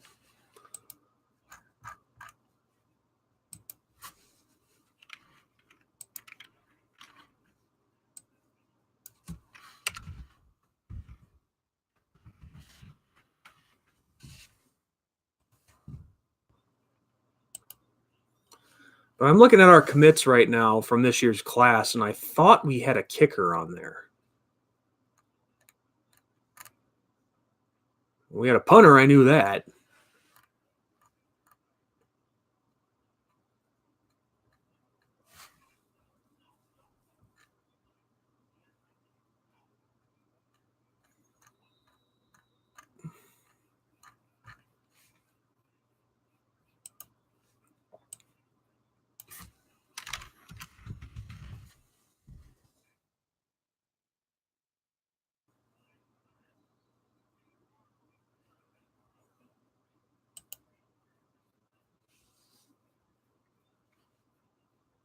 Okay, found an article here that said kicker Harrison Leonard commits to walk on at Notre Dame.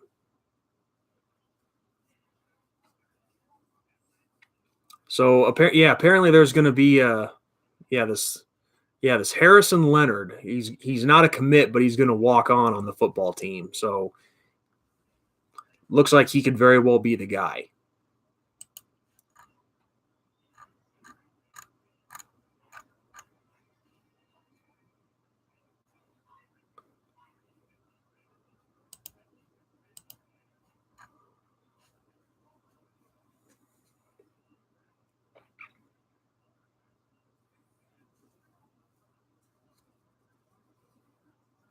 Yeah, Harrison Leonard is a preferred walk-on, but they didn't offer him a scholarship.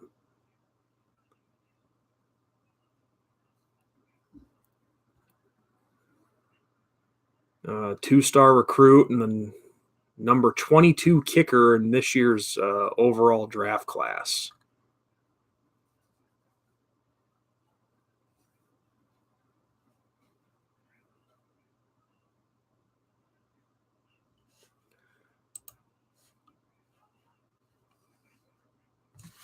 Yeah, so that Harrison Leonard, I would bet money on him being our kicker next year, which I guess of course we all know this.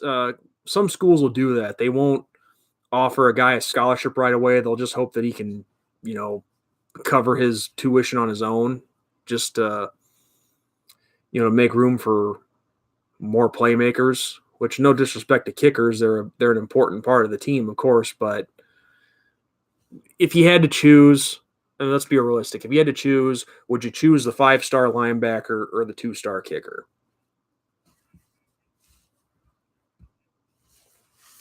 I mean, that answer seems pretty obvious.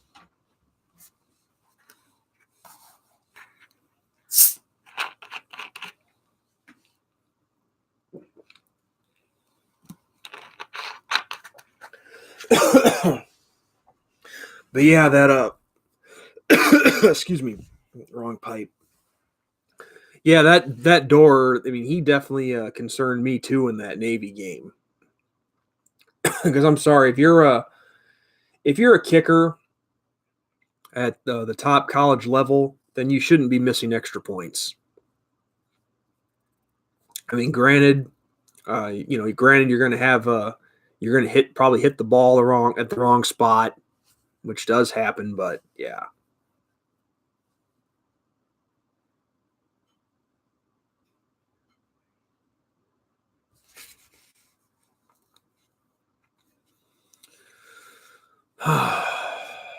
I don't know. Brody. See, at least the good news is, looking at the schedule, Georgia is the 3rd game in, and Michigan, I believe, is the 5th or 6th game in, which I think actually that's pretty unusual because usually we play Michigan pretty early. So the first game of the year is against Louisville. And then after that, I think New Mexico comes to South Bend. So you got 2 games I'm not going to say that are easy, but you have 2 games where you can. Again, I'm not saying cupcakes, I'm not saying easy, but 2 games that are ones you can get stuff sorted out in, and it won't hurt you.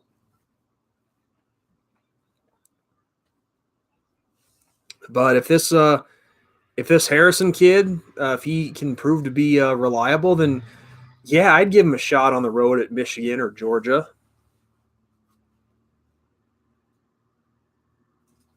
I mean, it sucks, but sometimes that's just you don't have a choice. You know, you have to go with them whether you want to or not. And if this door can't get the job done, then you got to go with what can work.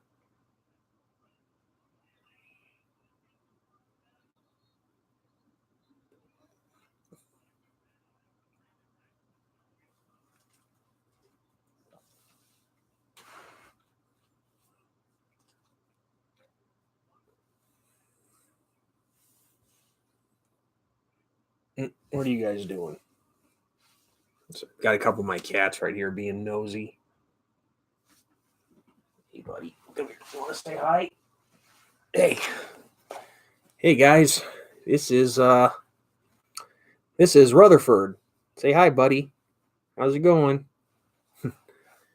He was this little guy was, well, he's not so little anymore. He's a year old. Just turned a year old. But I don't know if you guys saw the video where I showed my cat having kittens. This big lug is one of those little kittens. It's hard to imagine a year ago you were fitting in the palm of my hand. And now he's this big galoot. You want to go, don't you? You don't want to stay here? All right. I'll let you go.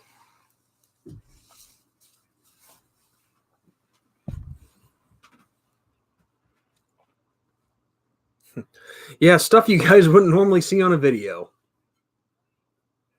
which I think makes these live streams even more special.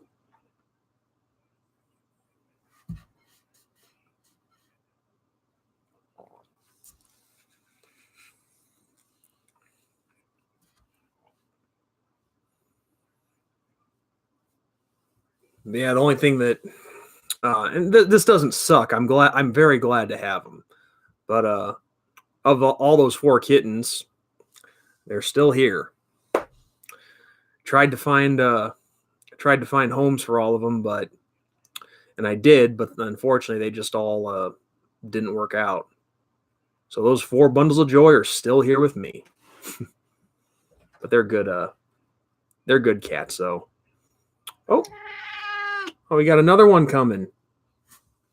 Hey, buddy. This guy's a whiner. This is Garfield. He's saying hi to you guys. You got something to...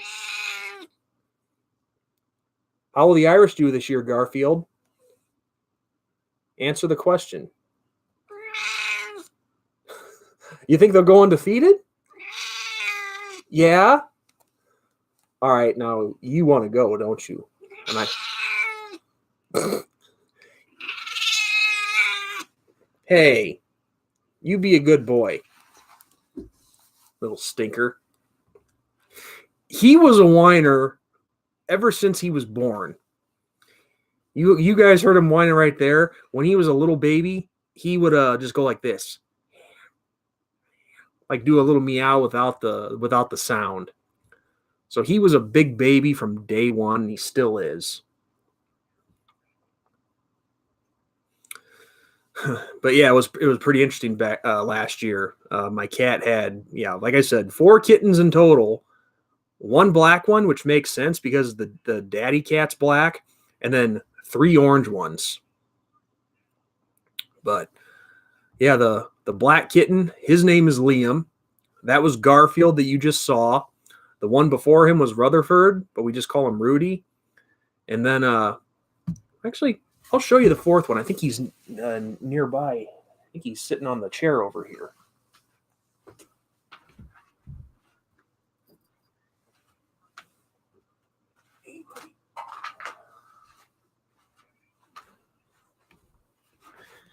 And here is number 4.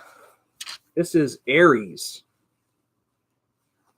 I know he looks no different, but he's actually a lot more orange than the other ones are. And he's still kind of tired. I just woke him up.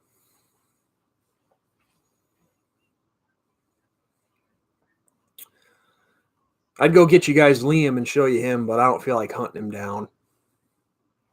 Hey, Aries. You're live on YouTube. You want to say hi to everybody? Oh, okay. All right. But yeah, notice his little tiger pattern right here is swirls. Very pretty cat. But no, Brody, you're right. Things never change. They're still all a bunch of big babies.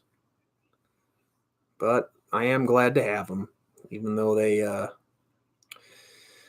really wanted to find them homes. But like I said, one of the ladies, she took 2 of them, and she ended up getting sick. And I could be wrong about this, but I think she's in a nursing home actually. But I'm glad to have them. Just they're kind of expensive because you got the parents, and then now these 4 bundles of joy right here. So it adds up. Definitely adds up. Doesn't it, Aries? Funny part is we thought originally that Aries right here and Garfield, we thought they were girls because we didn't see their little sacks right away. They were kind of, sunk in, for lack of a better term. So his original name was Mira because we thought when we thought he was a girl. And then Garfield's name was Katie. All right. I'll let you go.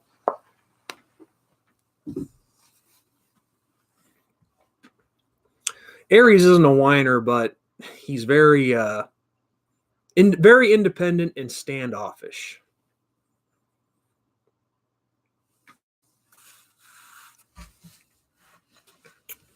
I mean, yeah, you guys have seen a lot of cats, and don't get me wrong, I like dogs too. I do like dogs. A buddy of mine has a couple of huskies that are 2 of the nicest dogs I've ever met. Just where I'm living right now, there's not a lot of room for dogs. Because, and also the thing is, cats are, and this is nothing against dogs, but cats are more low maintenance. At least I think.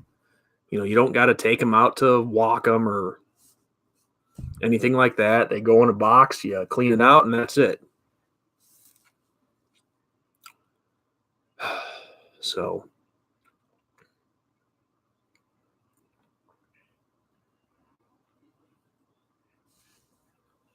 no, I don't have I don't have kids, but these guys technically are my kids.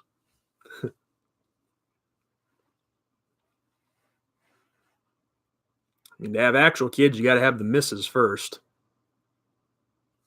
But that will come with time.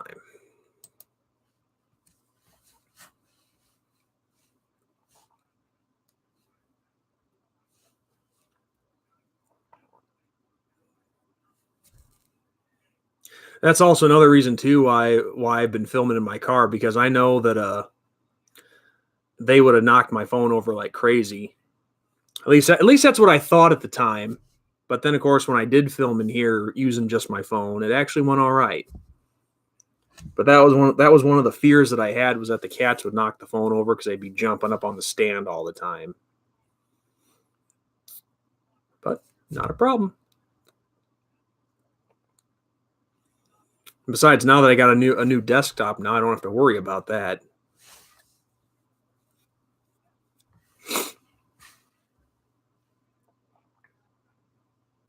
No, Atlanta just scored, so it is now Atlanta 8, Arizona nothing.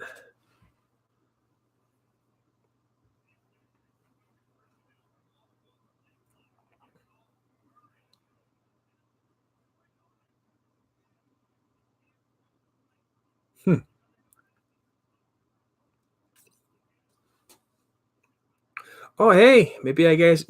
Hey, come here, bud. And here, he just wandered in. Here is number 4. This is Liam. This is the lone black cat. Like I said, and I'm telling you, he looks just like his dad. The dad's name is Guinness, and he is a short-haired black cat. The only difference between Liam here and his dad is Liam, as you can tell, is very furry. So he completes the quad right here. So you have now seen all 4 kittens here on one video. Well, young ones. They're not kittens anymore.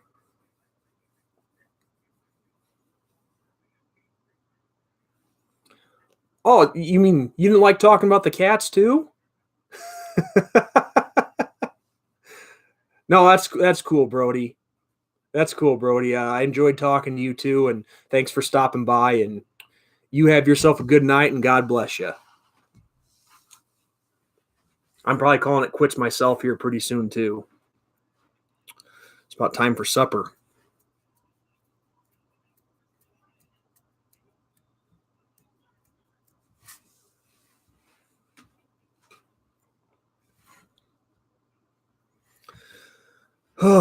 Yeah, I know. This is actually the part of the live stream where I start running out of stuff to talk about.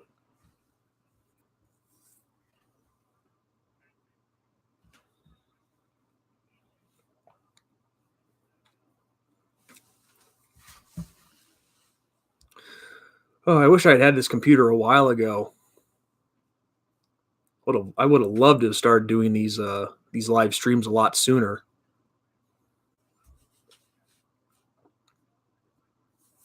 I mean, so far, my live audiences, I'm very grateful to all of you that show up, but they haven't been huge. It's not like I've had 50 people watching these, but it's definitely been a lot of fun to do. Whether it's, 2 people or 50, it's always a great time.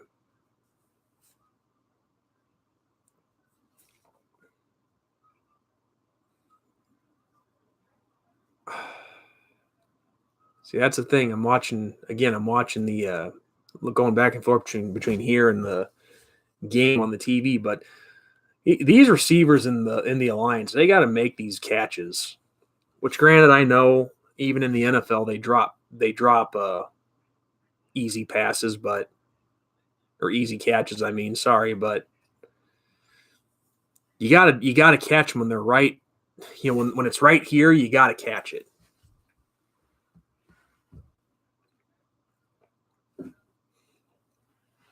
So I think that's something that's kind of hurt the league a little bit. Is some of the fans get frustrated at some of the mistakes, like drop passes and whatnot. But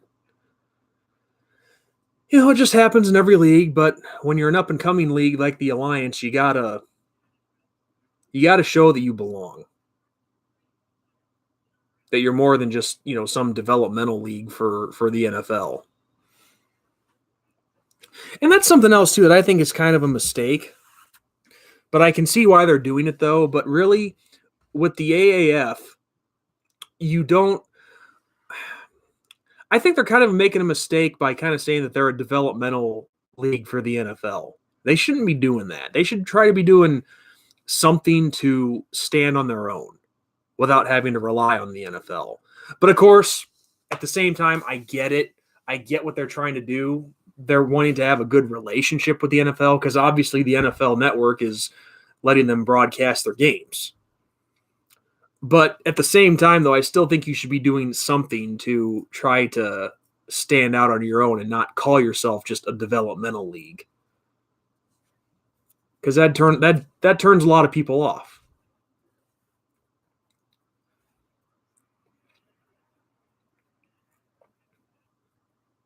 But of course, at this point, though, I can't say it enough. They're just getting started. They're trying to prove that they belong. They're trying to, just develop themselves pretty much. But then, of course, after the first week, you hear about how they have issues with oh, hey, Kevin. How's it going? A team with a name like the Hot Shots shouldn't have such ugly damn uniforms. Yeah, I don't. If it looks like a duck, quacks like a duck, right?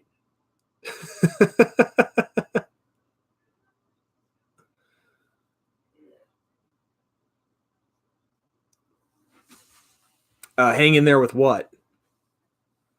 You talking about to me or about the Hot Shots?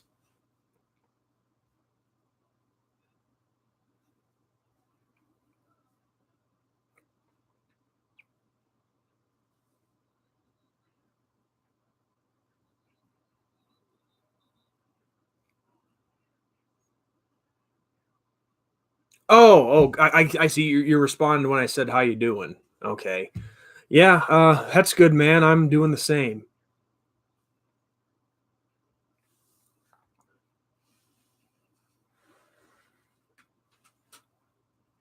That's all we can do is hang in there, right?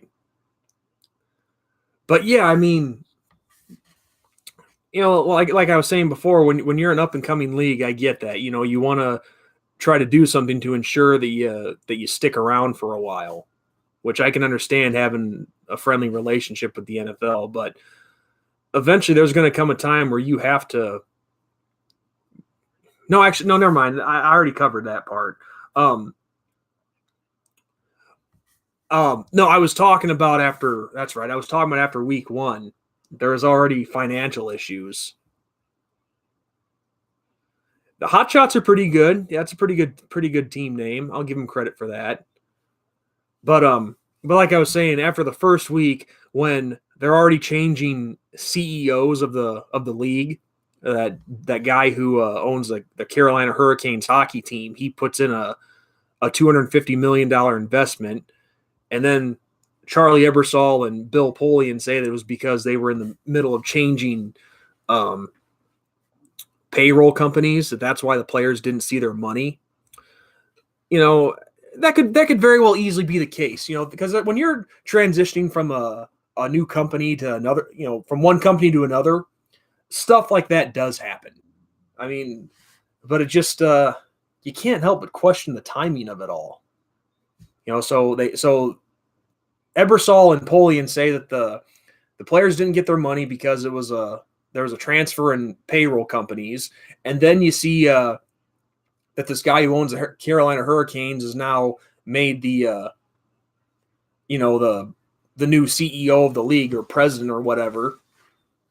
So it's just a lot of red flags there, and you really hope that it's just a simple misunderstanding that's all it was, because the players weren't getting their money after that first game, and I guess apparently the way it works is the players in this league are supposed to get their paycheck after the Friday after the game that they already played.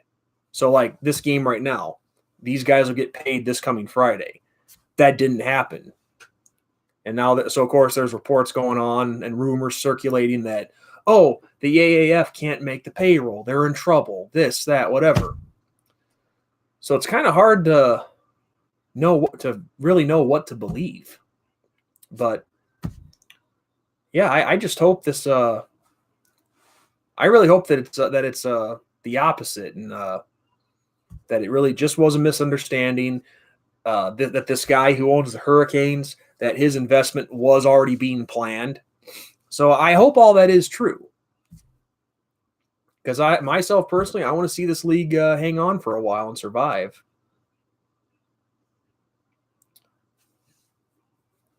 Yeah, I would hope not, Kevin. I mean, with Vince McMahon, with him, having a crap load of money and whatnot, I think he should be capable of making his payroll.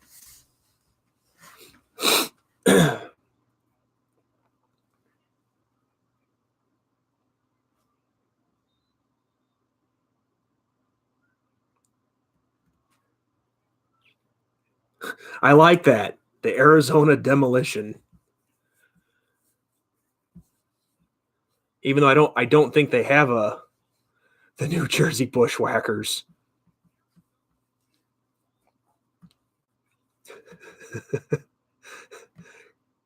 Could you imagine that if they had their cheerleaders going like that? That'd be funny as hell.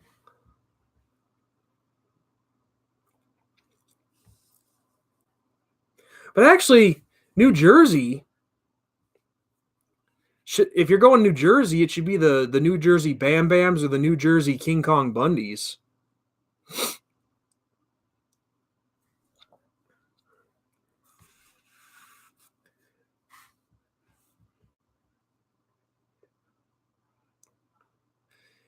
Luke and Butch could be the mascots. Luke probably, but Butch, he's in bad shape. I mean, he was walking on freaking crutches at the when they were inducted into the Hall of Fame.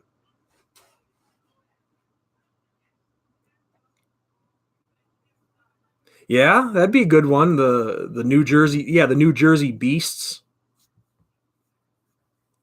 Well, I don't know about good, but different for sure. Yeah, it'll be interesting to see what they name their teams the second time around here. Because so far I know only the cities have been introduced, but the team names haven't been released yet, and or anything. I gotta say though, I'm really surprised that this time around they didn't have a Chicago franchise. Because I know before it was the Chicago Enforcers, but no, they have. Let's see, they have. I know the XFL has 8 teams too. They had Dallas, Houston, St. Louis, um, Los Angeles. I think there was a team in New York. Well, let's look it up.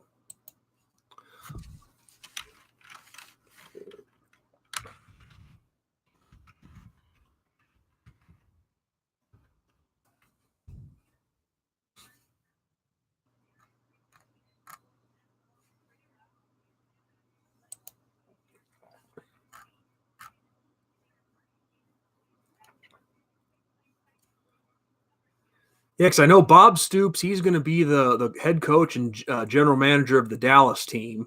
But yeah, here we go. It's the team. The cities are Dallas, Houston, Los Angeles, New York, St. Louis, Seattle, Tampa Bay, and Washington D.C. The Houston Rockers. Now, I like that. I like that. That could be awesome.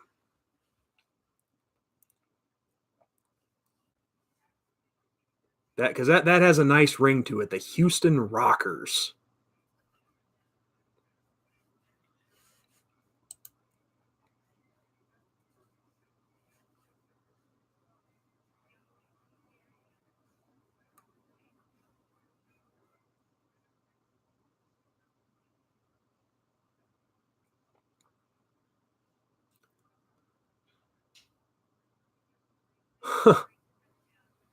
I'll be damned. I didn't know this. The freaking the Tampa Bay team hired. Oh wow, they hired that Mark Trestman is going to be their head coach.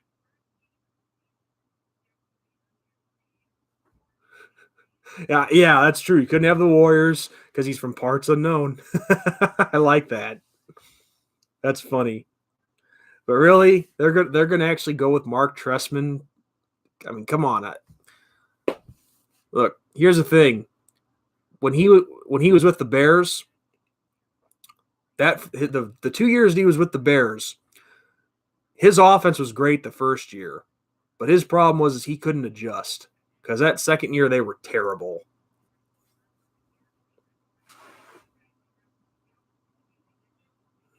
But I guess if go for it if they want to give him a shot, maybe who knows? Maybe Trestman has something figured out by now.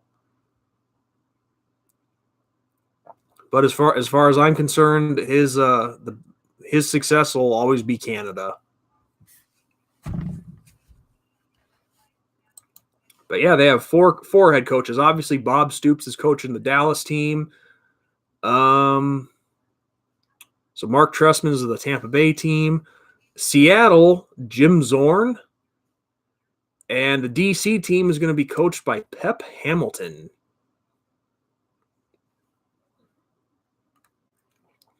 Can honestly say I'm looking Pep Hamilton up. Okay, he's the offensive coordinator of the Colts. Then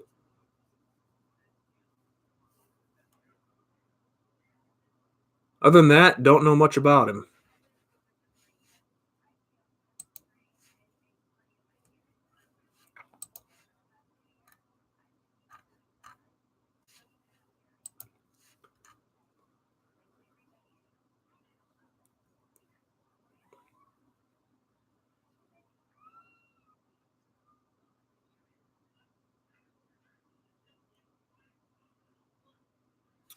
But yeah, it says here that hopefully by next month, all the head coaches and the team names will be announced by the end of this month, or by the end of April, or before April, I should say. But I will say this though about the XFL: Vince McMahon is definitely doing it.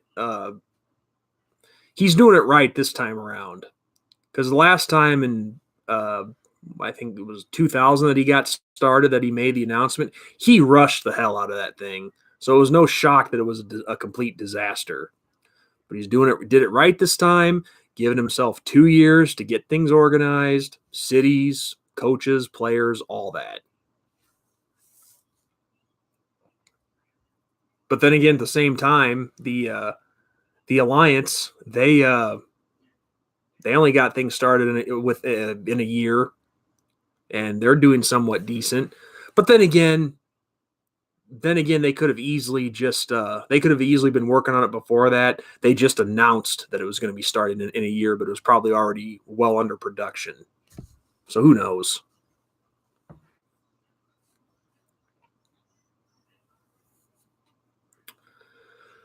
Oh, wow, 2 hours.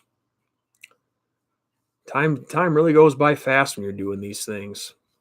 It's crazy.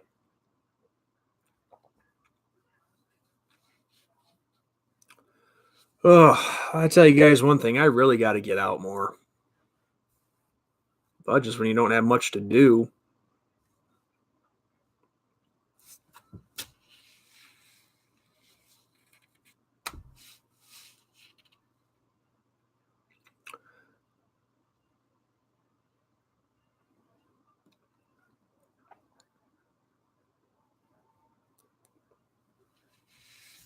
Oh.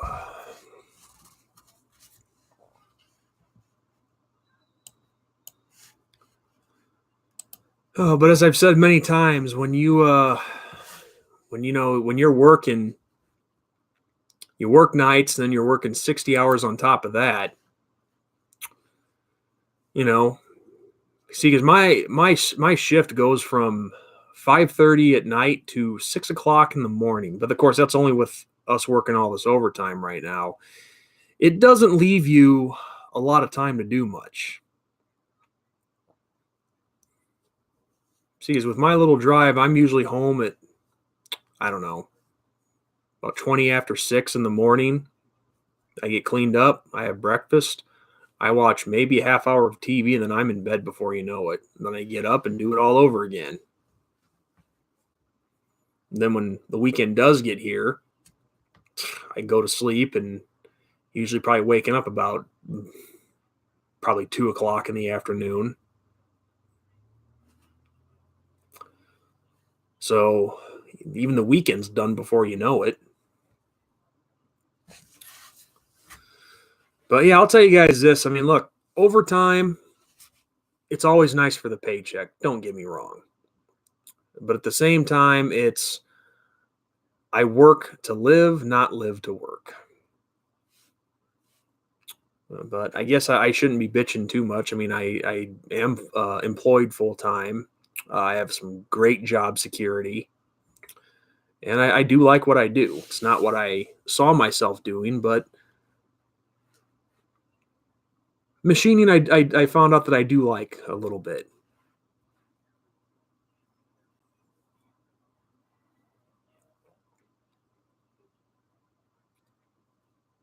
So you can't really bitch too much when you have plenty of security.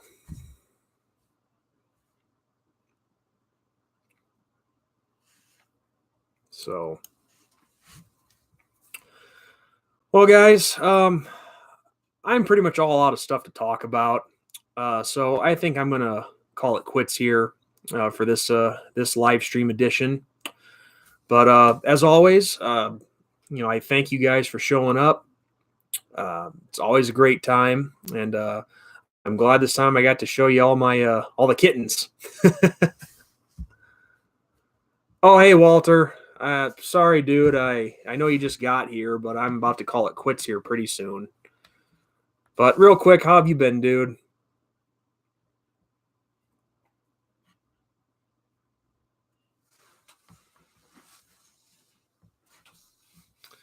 I feel bad about calling it quits when people are just showing up, but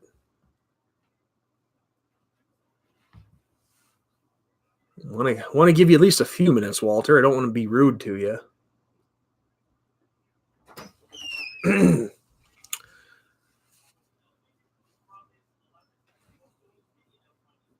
You still there, dude?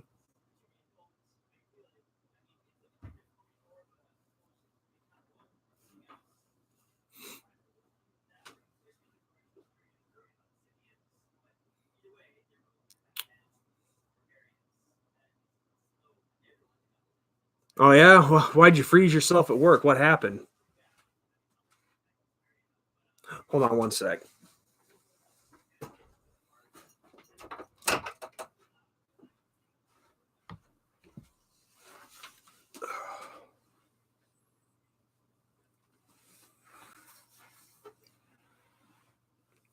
So why'd you work? Were you working in a freezer or something?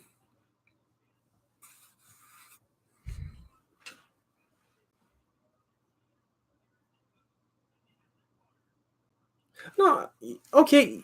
No, Walter, it's all good, dude. What? You gotta at least tell me what you did at work. Well, why were you freezing?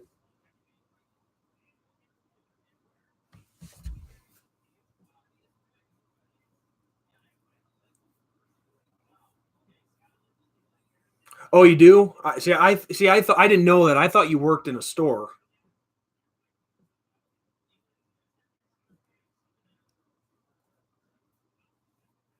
But if you work outside, then yeah.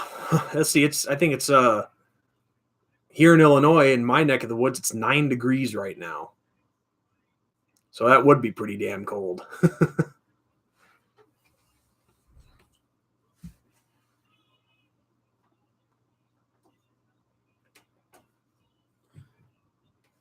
But yeah, dude. So okay, I gotcha. All right, Walter. Well, I'll this is where I'm going to call it quits, guys. Don't mean to be rude, but just till next week, possibly sometime. I'm not sure when, but thank you all for showing up. It's always been a great time. It's always fun talking to you guys. And yeah, until next time, you all take care and God bless.